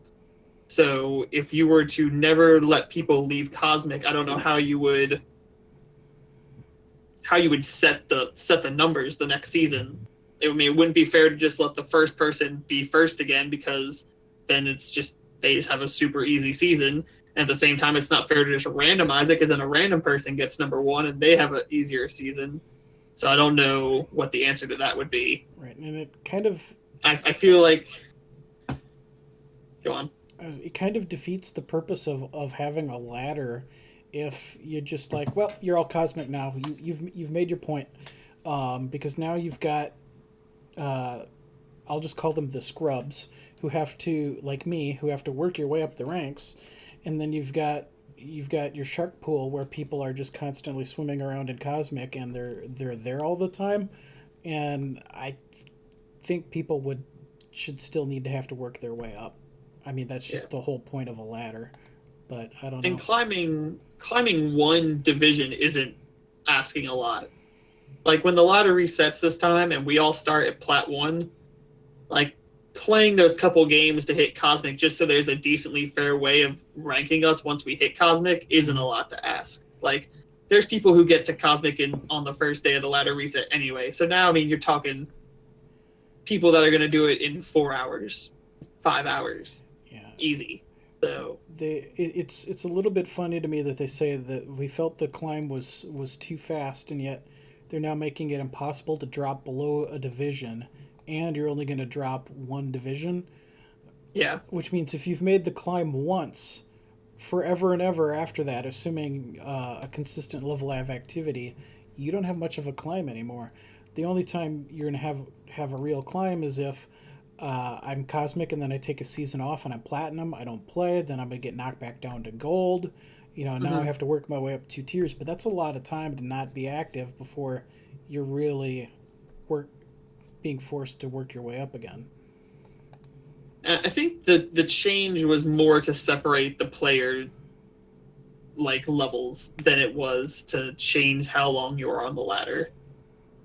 At least that's what the changes are going to do. So yeah, I get a feeling they want that plinth next to you to have a little bit more meaning than it currently does, right? Like this is where you rate versus this is how you've climbed this particular season because you're stuck in it a little bit longer, at least on the front end. If that makes sense. I feel like the people who get to Cosmic are getting to Cosmic. And that's just how it is. Like and then this is going to sound like high horsey, but every season I've played, I've gotten to Cosmic. It doesn't matter where I started or how long it took me. You just do it. I mean, if you have good enough cards and you have good enough skills at the game, you can get to Cosmic. It's not super difficult. It's just time. But the way they're setting this up now is whenever I decide to put that time in, like you said, I'm not clubbing the seals at the bottom who are maybe new to TCGs or just new to Hex or just want to be free to play characters and they're totally fine playing their budget decks and they can play each other and swim in that bronze, silver, gold, maybe even plat like pool and not have to worry about us, taking away from their experience by coming in and clubbing them. So that's what I think. I mean, it's definitely going to make the ladder. It's not to make the climb, as in your personal climb, healthier. It's to make the ladder a healthier place to play. So, and I think it's definitely going to do that. There's no question about that. Because we won't be clubbing. And who likes to club? We're indoor kids. No clubs. I'm an introvert. You'll never find me at the club. And the ending of the update is that they introduced another. Well, they made a couple announcements on the Merry Melee formats. We already know that Corinth is sticking around until they rotate it. We currently have a handful of modes planned, and each one of these modes comes with a unique sleeve that you can earn by achieving 10 wins in that gauntlet. In fact, these promotional rewards are hooked up to run indefinitely, so you don't have to play all of your matches at once as these modes cycle. For example, if you only earn 5 wins during the Merry Melee Corinth, the next time that gauntlet queue opens, you will only need 5 more wins to earn the Corinth sleeve. So your progress is not lost on these if you don't have the time to or the desire to play all 10 games. And I think that's a nice change, so you don't have to feel so pressured that I have to do this now, or oh hey, I'm on vacation, I'm going to be out of the country for a couple weeks, now I'm never going to get this sleeve. It's no, the boat will come back, so you'll have another chance for it. Way to go, Hex. You did something perfect. Yeah, so I do approve of that. And then they've introduced the next upcoming mode is Who's the Boss? In this gauntlet format, each player will transform into a random Frost Ring Arena champion at the start of the game, granting you that champion's powers and deck. Then you battle it out for glory and prizes. And this is going to include the Permafrost animated sleeve. No release date given for when that is going to be a thing. So we're going to have to stay tuned. If I had to make a guess, and this is only a guess, I'd say Who's the Boss gets patched in at the same time that the ladder update and the currency comes in. It said that. Oh, it did say you that? have to guess. Yeah. Oh. It says at the top where it talks about these Cornith, are just a few of the things coming. She'll be here until the next patch. Yep. Yeah. Okay. It actually says right there. I read good. Well, you were in the bathroom. I read it. Okay. Well, thank you. When you gotta go, you gotta go. But yeah, that's a great job all around. No complaints. It's actually funny because when they released Cornith was in the middle of my 2 long weekends that I was out of town, and I actually ended up playing my last 5 Cornith games while playing Dungeons and Dragons on Wednesday, like when I shouldn't have been, just because I wanted the sleeves, and then it went away and then it came right back, so I felt like I didn't do that well. And now that we all know that they're always going to come back around, and you don't need, and that your win streak or whatever you want to call it, your win tallies will rotate around no matter how many different modes they put in, you'll always have that running tally is super good. Right, it's very nice. Since Corinth came back and we're in round 2, if you will, of Corinth, have either of you played much of that lately, or is that kind of fallen off to the wayside? I've played like 2 or 3 gauntlets, I think. not entirely sure, but I had a lot of fun with it. And I think for now, it's, for me personally, the best casual format for in between, just to play a game with hex cards and have fun. Yeah, I definitely I want to do agree. another gauntlet before it's over. I've just been kind of focusing on trying to get my ladder rank up. I love the Merry Melee idea. I like it just as much as every other TCG has like a fun type of bash, like fun mode. I just am not a fan of this one. It's just so much RNG. Like it hurts my brain. Yeah, Like the amount of variance and bad luck streams I can go on is just, and people have seen it, and people have openly like as much as you can reach out through the internet and put their hands on my shoulder, like watch me play Corneth and been like, they're there, it'll be okay. One day you'll make a rare card, and not 2 resources and a common. Like, and it's just, I mean, I guess it's just, if it's not a bad mode and it works and it's fun, and I get that for some people. It's just, if I'm gonna put the time in, there's just so many other things I could be doing in Hex right now that's not the one for me. But with that said, Who's the Boss sounds super effing awesome, because anyone else who knows me knows I love the Frostring Arena, and I cannot wait to turn into the Frostring Arena. That is awesome. yeah. And I will be playing a ton of that. I don't know, the article doesn't specify, and I'm sure they'll get into more details closer to the event. It does not specify if you're going to be able to do elites or bosses, or if it's all going to be regulars. That's true. I would guess that there's going to be, knowing Hex and how much it loves to hate me, we'll be able to be bosses. I don't think they'll be elite. I think the bosses are a fair game. And it would be nice if they just put the same percentage of it happening in the arena just into the randomness. So like super, super rare, you even get to be Ernest or Zakir. That would be pretty cool. I think that'd be fine as long as if one person rolls a boss, both people roll a boss. So then it's boss on boss, because then it's a little bit more even. So then every time it's a dragon, it would be Ernest versus Zakir. God, that would make for some good streaming. That'd be hilarious. I have a single hope for that mode, that you actually pick your champion, or your champion gets revealed when you start the game, like with a big animation, especially if the dragons are included. If you become a dragon like that, I don't know, with Zakir, all your cards burn, and then you get his deck, and he shows up and is then the opponent. Like to give a really cool feel to that. I'm not an expert on the Frostring Arena by far, but I think it can be fun if the decks are matched up fairly. I mean, they have some specific abilities, right? So there might be some champions that counter one another very hard. There are. That's something that might be an issue. But other than that, I think there are a lot of cool decks in there, and there are a lot of cool cards in there that you can't play anywhere else. So that would be exciting for sure. I agree with you that it would be nice if the decks were fair to play against each other.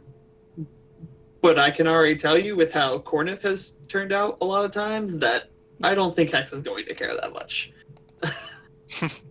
Fairness is overrated in Merry Melee.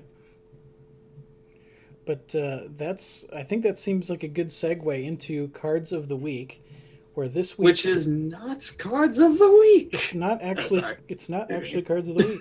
But I am changing to the Hex stream mode anyway. Why is Hex not showing here? Okay, there it is. It's just a little bit delayed. And the reason I'm doing it, going to Hex streams, and I'm just going to go ahead and turn my face off so that we're not awkward, is because this is where Cards of the Week lives. So I need to be able to post up a couple clues for people. So Cards of the Week, if you have not seen before, is every week, or pretty much every week, I put up a piece of card art And over time, I will go clue 1, clue 2, clue 3. The first person to mention me in Twitch chat at Thrawn Omega with what the card is going to win a draft code. Just to give you a little bit of incentive to kind of take a look at that. So I am going to pull up clue number 1 here. I haven't seen these yet this week either, so I get to play too. Oh, I mean, not play for the prize, but play. Can I get the card? This is a layering issue. Okay, so I'm gonna have to move these up. That's clue number 1. And so while people chew over that for a minute, Manifesto, you want to talk about one of the Frustrating Arena champions that you would want to become in Who's the Boss mode? Yes.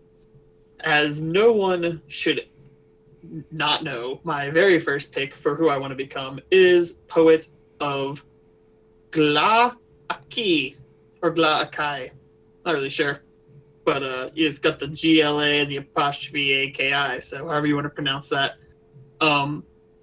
Poet is new, right? He got patched in. No, he just got his deck changed. He got revamped in the last update, and he is a berry champion who tries to mill you to the ground. And that is that's what I do. That's what I do. I love it. I love to mill. I like playing against that person when I play the Frustrating Arena, and I can to become him. So my first pick was Periwinkle, because I love Ruby Wild, and I love Ruby Wild big stompy strong creatures. So to be able to make big troops and then copy them and have a bunch of copies of them and smash somebody over the head with my massive troops, that is my playstyle to a T. Right, my second champion that I cannot wait to become is more for that reason, is actually Reaperbot. Reaperbot is my least favorite opponent in the whole Frostring Arena, because the ability to just destroy all non-artifacts, well, that is the elite form, right? Is it all... I can't remember if his elite is all non-artifacts or if it's always all non-artifacts, but it's a very, very strong ability regardless, and will...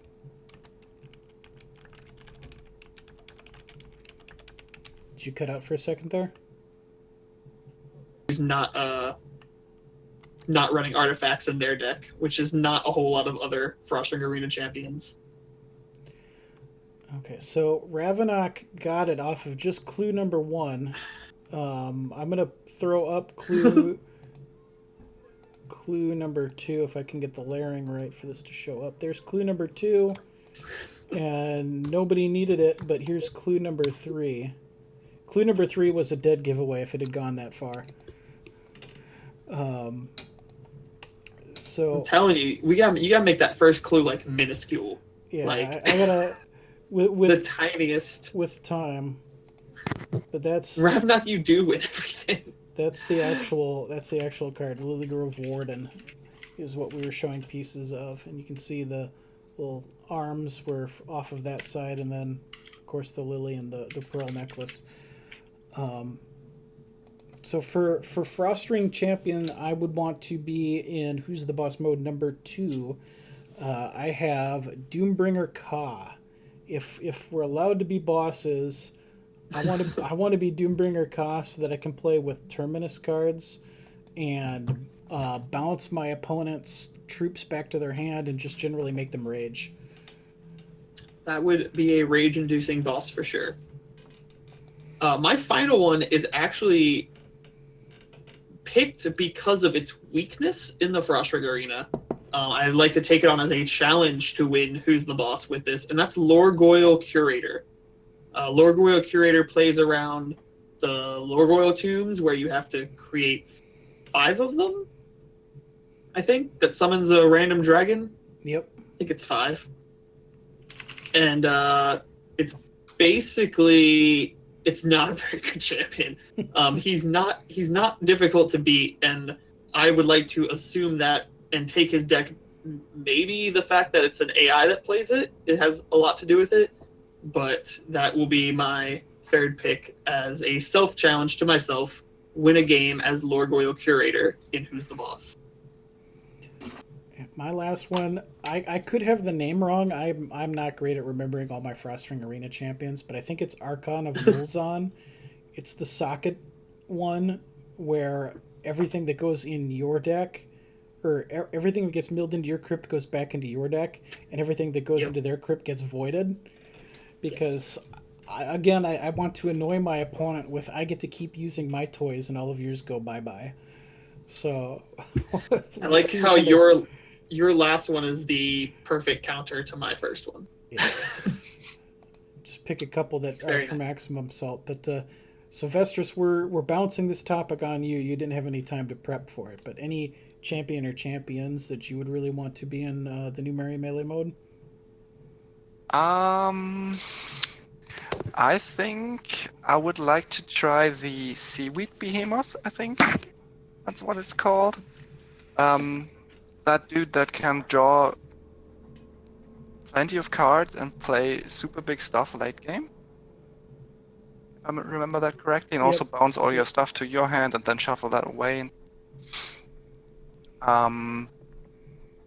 Princess Corey is interesting too, because I never played that, I played that deck quite a bit, and having absolutely no control about what you're actually doing sounds quite fun as a challenge, if you want to see it like that.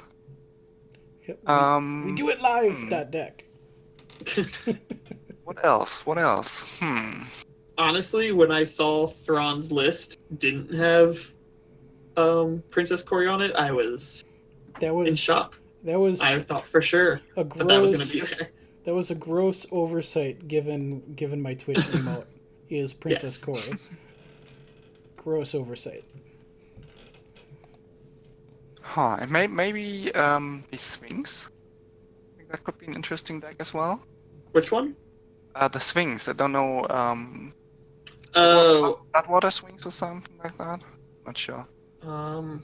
Is that the one with some spells matters with extinction and stuff? Right, and you get the ability to copy stuff. I know which one. Your Blood Sphinx, I think it is. Yeah, that's it. Blood Sphinx. Yeah, but I think those three would be interesting. I don't think that there's a very good aggressive deck that I can remember. That would be something I would like to try. But yeah, those three seem interesting and very different from what you play normally. Cool. There's quite a few. You would probably enjoy. What's the pet one? What's her name? Yeah, I know. Fox Lady. Yeah. You would probably really enjoy those. Makes it like a super aggressive mirror, right? Where everything gets rage. Yes, there is one where everything gets rage, and that would be quite terrible to match up against someone in Who's the Boss. Yeah, Sly Hunters for the pets. Stromore calling out Mountain Giant as an aggro deck just to beat face with. Mm-hmm. Yeah, there's some interesting things. Wild Root Dancer is pretty aggro-y too. It's a little more ramp, but it can have some pretty good curved hands. Okay, let's see here. I am... Burly Botanist. Also pretty quick. Lots of small troops. Okay, I jumped into the... All right. Good job, guys. I'm really happy with us so far. So I want to jump into the forums. I'm exercising all due appropriate caution in doing so. Let's go into the forum here. So last week, I said, as incentive to give us some questions for what I want to be a weekly segment, Ask Thrawn and Ask Manifesto, because for our first several episodes, basically nobody had sent us much. We'd had very few questions. I incentivized people. If you come into the forums, you drop a thread in our Topdeck Radio viewer mail and plays of the week submission thread, which is a pinned thread in the Hex discussion forums. Come here, drop us a question, and if we discuss your question as part of the show, I would send you a booster pack. Furthermore, if there were multiple people, anybody who entered a question would be eligible for an Evo code. Well, guess what? Malachar, I'm going to give Malachar the Evo code as the only one who stepped up to the plate. So Malachar is going to get both an Evo code and a booster pack for being the one brave soul to ask us a question for the show. He actually had two, but we'll count it as one here. So Malachar asked, "What are our thoughts about Hex implementing a temporary trade system, so I could trade my Zakir to someone for a set period of time, up to a max limit of probably 72 hours or so. That card cannot be traded, destroyed, sold, etc. by that other person. Will automatically return to the original owner after that time has passed. If they are in a match when the time is up, it returns to that player after the match is over. When traded out, the original player cannot use it, but it still shows in their collection." Oh, where do you even want to start with that question? There's a lot in there. It's a good question. I love it. Okay, so this is the thing. This is one of those, if you walked up to a group of Hex players and said, "Hey, what do you want from a loan system in Hex?" This is the answer you would get. It's an amazing idea. It has almost zero loopholes. You get your card back. You might make some gold off of it, or whatever you could put to charge for someone to loan it. It sounds like a designing coding nightmare. Right. With that being said, like, I am by no means a high level coder. I've dabbled in a very low bit of stuff and design in TCG specifically, and I don't even want to know where I would start. Like, you have to track the card. You have to make the card basically invulnerable. Like he said, it can't be traded, destroyed, sold. It has to stay in your collection, but the other person has free reign of putting it in any deck, saving it to multiple decks, playing it in multiple formats. What happens if they put it in a Frostring Arena deck and save it to that? Does that count as a match? How long can they keep it in the Frostring Arena deck for? You can basically keep something in the Frostring Arena forever if you never withdraw it. Like, I just see so many hurdles that makes this an unrealistic goal. However amazing of an idea it is on paper. Yeah, it would be like a couple weeks ago for Pandemica's tournaments, I sent Raptos all 4 copies of Locket of Reflection, and I got them back. I mean, I knew Raptos was going to be good for it, but imagine a system where I just sent them to him and basically the system said, "I need these back by Friday." Raptos didn't even have to think about it. The tournament ends. The cards just magically show back up in my collection. He didn't have to do anything. There's zero chance of human error, of forgetting, of him getting sick and logging out for 2 months, never giving me my cards back unintentionally or something. I love the idea, but I think you hit the nail on the head. There's so much coding that would go into that if you're going to take the amount of hours that kind of a system would take, I would rather have the time instead be spent on auction house overhauls, a direct peer-to-peer trading system that does not involve the mail system, or social features like guilds, where you could have a guild bank of shared cards, and then people can deposit and withdraw cards from a shared guild bank that way. I think those would be 3 better ways to kind of go towards something like what that rental card system is going for. I will say what he just said in chat about creating a temporary copy would alleviate some issues with that.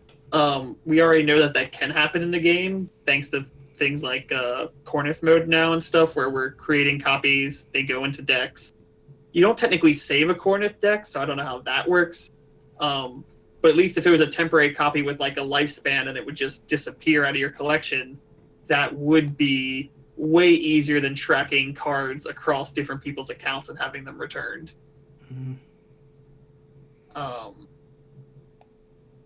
So that could be a step in a better direction, or at least a more feasible direction in the future. And then the second question was, I believe I remember you guys discussing VIP value a while back.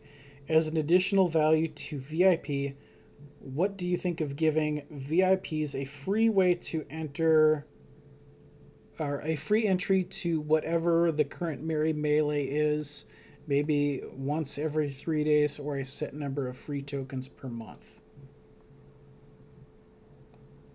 I mean, I'm down for it. Yeah. Literally anything that adds value to VIP, sign me up.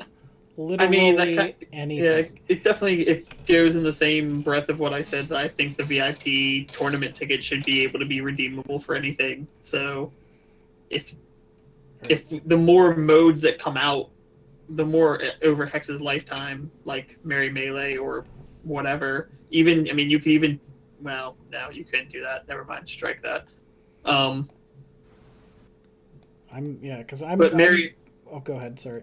Yeah, but like I was gonna say, even like a free siege attack, but that doesn't transfer correctly because you can choose to always use your free one on the highest one. Not a good idea. So as soon as I had it, I backtracked. But yeah, as far as the Merry Melee things or other formats like that, yeah, I mean, you could, every time they release something new, they could add a handful of free tickets to the VIP package. That's the thing about the VIP. It's digital, so it's not set in stone. So every time they release something new, they should tie it into the VIP. Like, VIP should always be growing, be changing. And I think the fact that it isn't is purely based on the manpower that Hex has to work with. Like, if they had infinite resources, infinite people, stuff like that would probably happen. They'd introduce Merry Melee. Someone goes, oh, we should add free Merry Melee tickets a month into VIP packages. Someone would just go off and code that. But the fact is, they just probably don't have that kind of time. Yeah, it's just, I'm all aboard the get rid of VIP tournaments train and let us do something else with that stuff. Yeah, for sure. I would totally agree with that, especially when the tournament landscape gets more crowded, which it should. Then there's no place for another tournament series like the VIP. We need flexible rewards for those players that actually want to be VIPs, and then give them entries for different tournaments, give them entries for, I don't know, Merry Melee, give them maybe, to pick up that Siege idea again, you can post Siege for minimum value once a day, like just to get the Siege stacks out of it at the end. Something like that. So that they just have advantages in every aspect of the game, like not really, as they don't get, like, they don't pay to win, but they get advantages as they can participate in more stuff without having to think about paying again. Like, that would be quite cool, I think. Okay, so Malakar, FYI, the Evo code I'm going to send you as a forum private message, and then the booster obviously will be in-game mail. So reminder again, folks, a shot at some free boosters. Just drop us a question. Think of anything you think would be reasonably entertaining for us to discuss, and you could also have a shot at an Evo code. So just kind of food for thought there for future weeks. Excellent questions from Malakar. And I'm just looking at the clock here.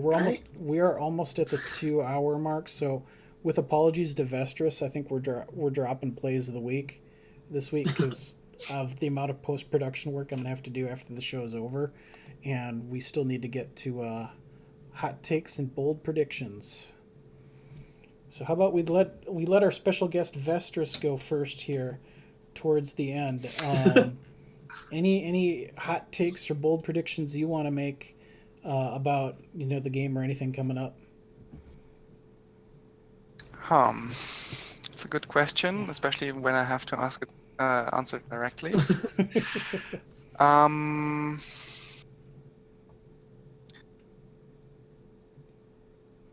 You can think on it if you want. I can turn the question to Manifesto. If you give me some time, I'll think about it and answer it. Well, on the positive note, I think Vestris' blog is going to blow up like no one's business. Obviously, it gets the Manifesto stamp of approval. So I mean, you just might as well go buy another server because you're gonna need it for all the traffic coming to you in a second there. The other one I kind of already touched on. My bold prediction, I guess, is as much as I want to be proven wrong, I don't think Siege Stacks is going to be enough to make Siege a viable format. I still think it needs something else, or it needs tweaking at a more base level of what Siege is. Whether it be that it's free to play and they remove the gold farming aspect from it, or something. But I just see it being like throwing water into a dying grease fire. Like, it's gonna flare up. We're gonna see a lot of play. People are gonna get those prizes, but as more people drop off, like as more people collect the full play sets of the prizes, or all the animated or alternate cards, or all the sleeves or battle boards, and their molten coin, you're just gonna see that just. I mean, unless they're just like on the money, ready to just pump out a whole nother batch of prizes when that happens, I just think it's just going to slack off again. I just don't see it as a fundamental level being a replayable feature in the game. Fair concern. Yeah, Vestris still thinking? Because when I start, I'm going for a while. I've been queuing up for this one all weekend. Oh yeah. Thrawn is gonna soapbox up in here, so I want to give you your chance before I start winding myself up. Are you talking to me or Vestris? Because I'm done. Either. That's all I got. Yeah, I figured you were good, and you don't have to have anything, Vestris, if you got nothing. I just wanted to give you the opportunity. I will throw something out there. I will say that the PvP standard format will stay open until the next set rotation. There will be no clear best deck. There will be no one posting the most insane win streaks with the same setup. It will be open. It will be very cool, and I will have a lot of fun playing against all the different decks. That's exactly what you want in a standard environment. So on that, I hope you're right. All right. Here's your box. Here's my box. You ready? I'm gonna bring your high horse in. Thrawn's gonna. This is the part in the show where I see how many people I can make angry at the same time. No, not really, but just kind of reading over the forums over the weekend made two things very clear to me. And the first is I'm gonna start with the Hex Entertainment and the developer side of things, and then I'll talk about the community side of things. But the first thing that comes to me, which this is not new, many people have been saying this for years, but Hex Entertainment really needs to completely revisit how they address communication with their community. Just from the ground up, think about every way they're conducting themselves. Right now, they treat themselves kind of like a board game company or a boxed goods company, which makes sense given Hex DNA coming off of Cryptozoic, that's what they do. Their thought process is, we're going to work on this product, and they treat their updates as their product. And once this product is almost ready to ship or be introduced as a live patch, that is when they're going to start talking about it. We've seen this, for a long time, and they've gotten a little bit better as far as spoiler season goes, where we get some more lead in. But for any kind of substantive content update, it starts with a kind of often a tease from Corey or somebody else. Hey, we're working on some user-generated content. Then there's complete radio silence, and then boom, introducing Siege. Hey guys, we're working on rewards. Something's coming. Radio silence, boom, introducing cosmic coins. I think they need to get away from the boom, here's your feature, and open up their development thought process a little bit more. Let us into their heads. Let us know kind of what their roadmap is, what their priorities are, what they think is important, so that we kind of have an idea what's going on. Because when you do not have any of that, and you are not actively sharing out to your community or policing your community, you get what we saw on the forum side of things over the weekend, which was, a lot of people, understandably, everybody wants to voice their opinion about the reward structure. Big deal, major change to the game. But there was a whole lot of negativity in those forums too. Just absolute wretched complaints about everything, which is why Obi-Wan says, when you're going to the Hex forums, you'll never find a more wretched hive of scum and villainy. villainy should really be negativity. But, lots of back and forth, people slinging insults at each other, all of that. And that doesn't present a good image for the game. I know a lot of people, are trying to offer their points, trying to offer suggestions. But when you have that kind of toxic atmosphere going on in the forums, on the developer side of things, they need to work out how they're going to allow discourse to take place. Because I don't feel like there's any real level of forum moderation happening in the Hex forums. Moderators rarely step in. If it do, it's, hey guys, play nice. I don't know that I've ever seen any kind of actual punishments handed down on anybody for toxic interactions. And obviously I'm a super invested player in Hex. I have more than 2,500 verifiable hours in the game. I've spent more than $2,000 real cash. I'm in for the long haul. But if I was a brand new player, I'd just, played the game for a couple hours. Like, hey, this seems fun. Let me see what other people think about it. And I dropped into the forums and I read that stuff. Like, everybody wants the game to thrive. But I think the way a lot of people conduct their business, as an outsider walking into that, you're driving people away. And that whole cycle of negativity and, people just basically being a piranha swarm devouring each other, basic root cause of it all comes from a lack of communication on Hex's part. We don't know what they're thinking. We don't know what they're doing. So we're left to, just kind of speculate endlessly, and complain, where I think with a more solid understanding of, what they're trying to do would help all of that. I think it was a real missed opportunity last week after the two major articles.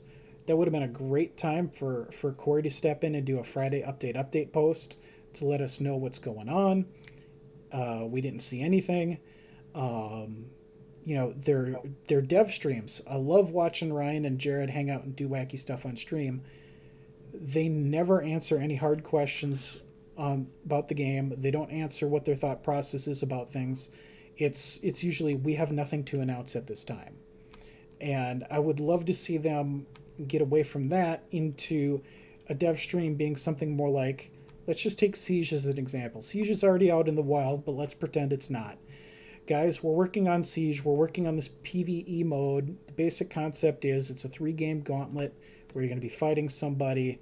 Here's kind of some of our rough concepts. What do you like about this? What do you not like about this? And, to see where things are going.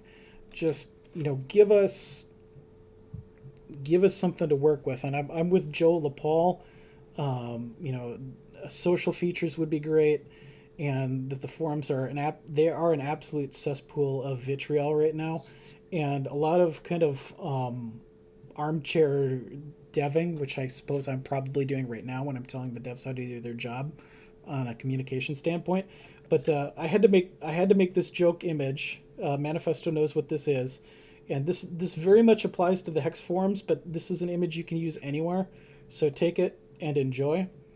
For the podcast audience, the image I just put up on stream is Ellie Sattler from the original Jurassic Park digging through a massive mound of Triceratops poop. And the caption is, looking for the useful feedback in the forum threads.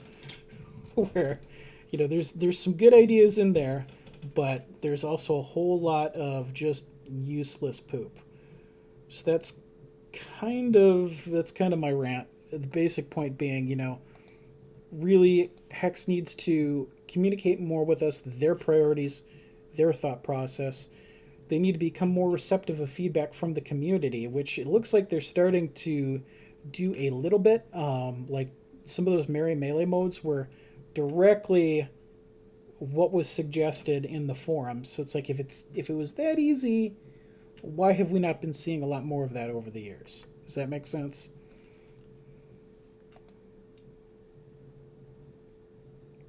Are you talking to us now? Yes, I am talking to you now. Sorry, I was reading Mala'adal's long list there at the end and did not hear your end of your rant. Well, I can jump in, I think. I think they missed a great opportunity just recently, because they said they wanted to publish an article series, and they started the article series. We don't know if that is all or if there's more to come.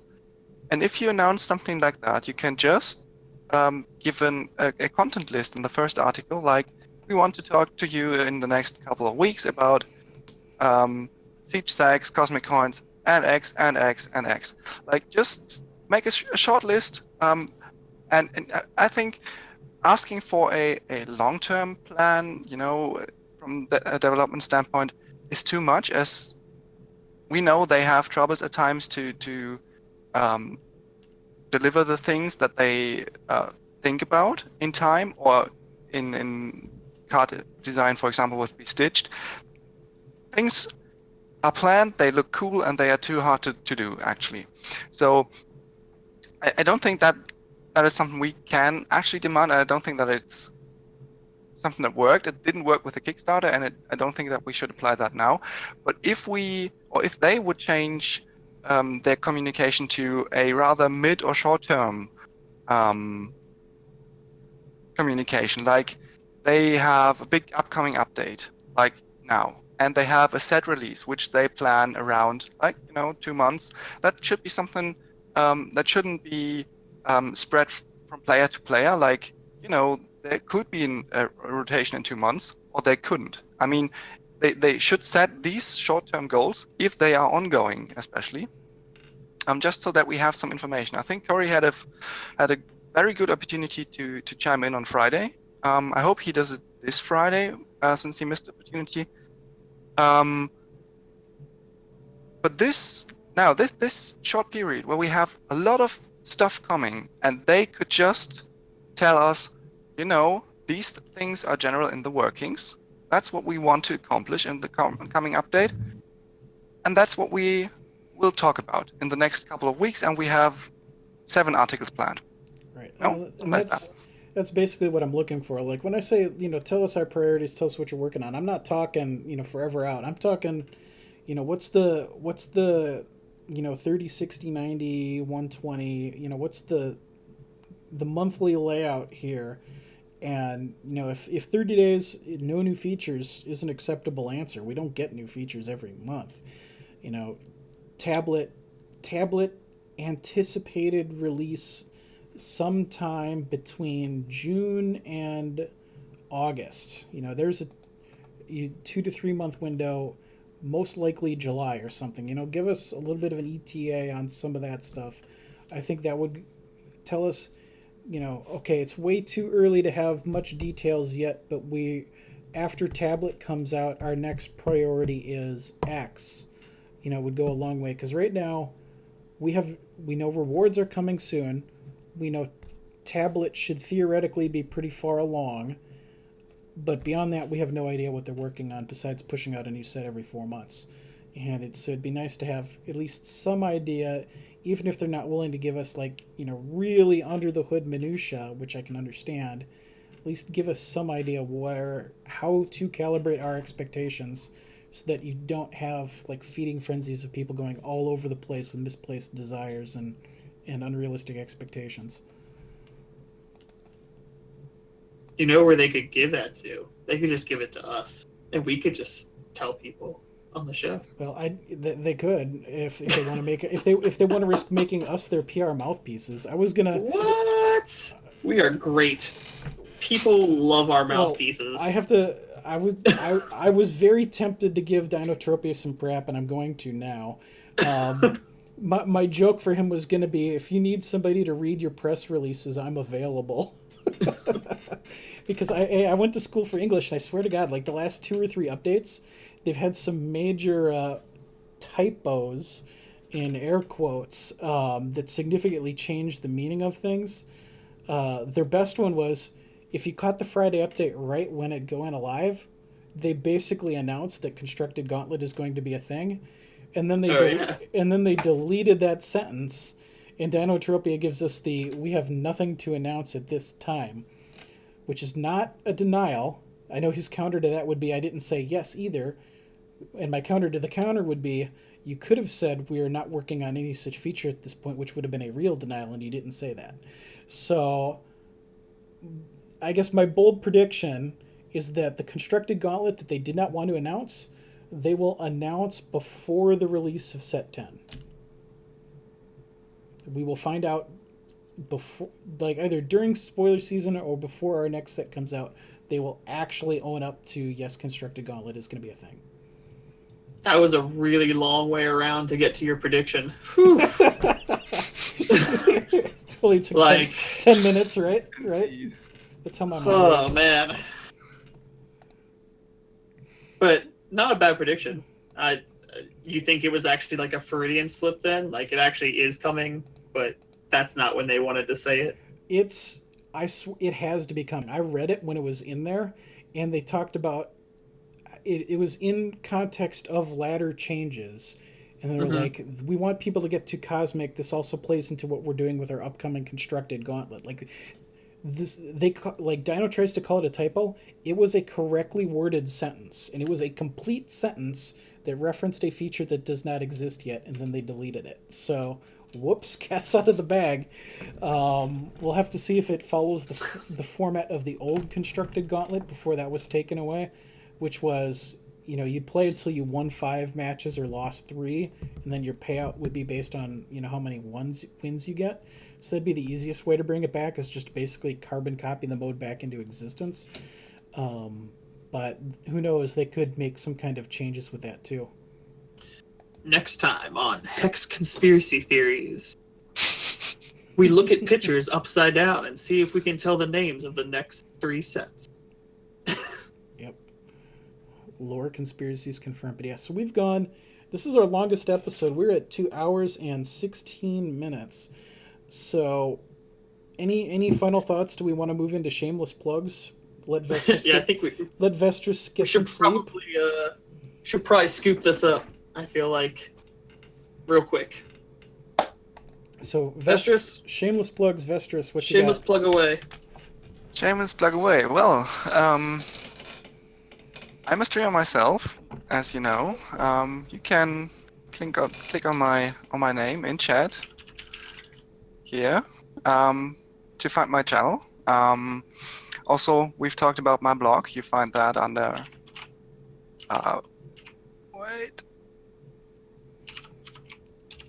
hexvestris.wordpress.com. There will be regular updates as well, and other than that, you can find me on the ladder and in tournaments, and just write me in game as well. So if you're interested in any of that, and also I posted that link to my forum thread earlier, where I described Siege as a scheme for raids that we could do with multiple players. So if you would give some feedback there, I would be very happy. Yeah, that's about it. Excellent. And RoboFesto, what you got for us? RoboFesto can be found on Twitch, Twitter, YouTube, Instagram, all under Hex_Manifesto. He will be, your Robo streamer for the foreseeable future. Actually, please come follow. Please come view. Your audio quality's been great for like the last 90 minutes. I don't know what was going on at the beginning, but... Oh, I figured it out. I told you I fixed it. If you're sure it's fixed, then we can do Discord again next week. But yeah, I'm Thrawn. You'll catch me tomorrow on the official channel, same time. We do Dungeon Masters of Entrath. I play fun decks. You can challenge me. Costs you nothing to compete against me, and you can win some free prizes. So it's 100% pure EV. Anywhere you choose to follow me, YouTube, Twitter, Twitch, Xbox, I'm Thrawn Omega basically everywhere, except just Thrawn in game. I'm going to be trying to ramp up my non-Hex streaming a little bit on my personal channel. As I alluded to last week, I have bought a few games that I can comfortably play while walking on a treadmill. So I'm going to be trying to game while stream more to get more walking in. I also have a PC controller, which is basically an Xbox 360 controller but works on PC. And I have Hex keyed to work on an Xbox 360 controller. So when I do some Hex treadmill streams, I'll be doing it off of an Xbox 360 gamepad, because that way I don't have to try to have a keyboard and mouse hovering between the handlebars, and therefore I get, I'll have the whole walking deck. So that's what's going on. I mentioned it too at the beginning of the stream. If you are not able to watch us live, the VOD will be available on Twitch as soon as this show is over.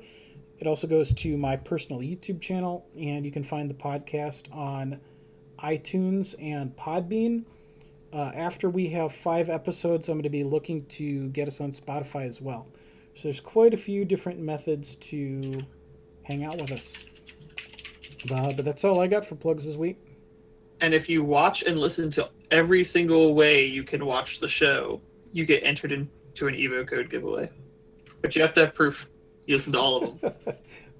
Manifesto wants you to listen to this 2-hour and 20-minute episode 5 or 6 different times. Really? Yep, that's it. It's a small price you pay. All right, guys. Vestris, thank you for joining us this evening. Yeah, Pleasure. You're get yourself some sleep. You're a trooper. I would literally die if it was like 4 a.m. and I had not slept yet. So I will. Yeah, well, maybe I will. I will sign us off here, but hope you all have a good week. And if you're in for Dungeon Masters Entrath, then I will see you tomorrow.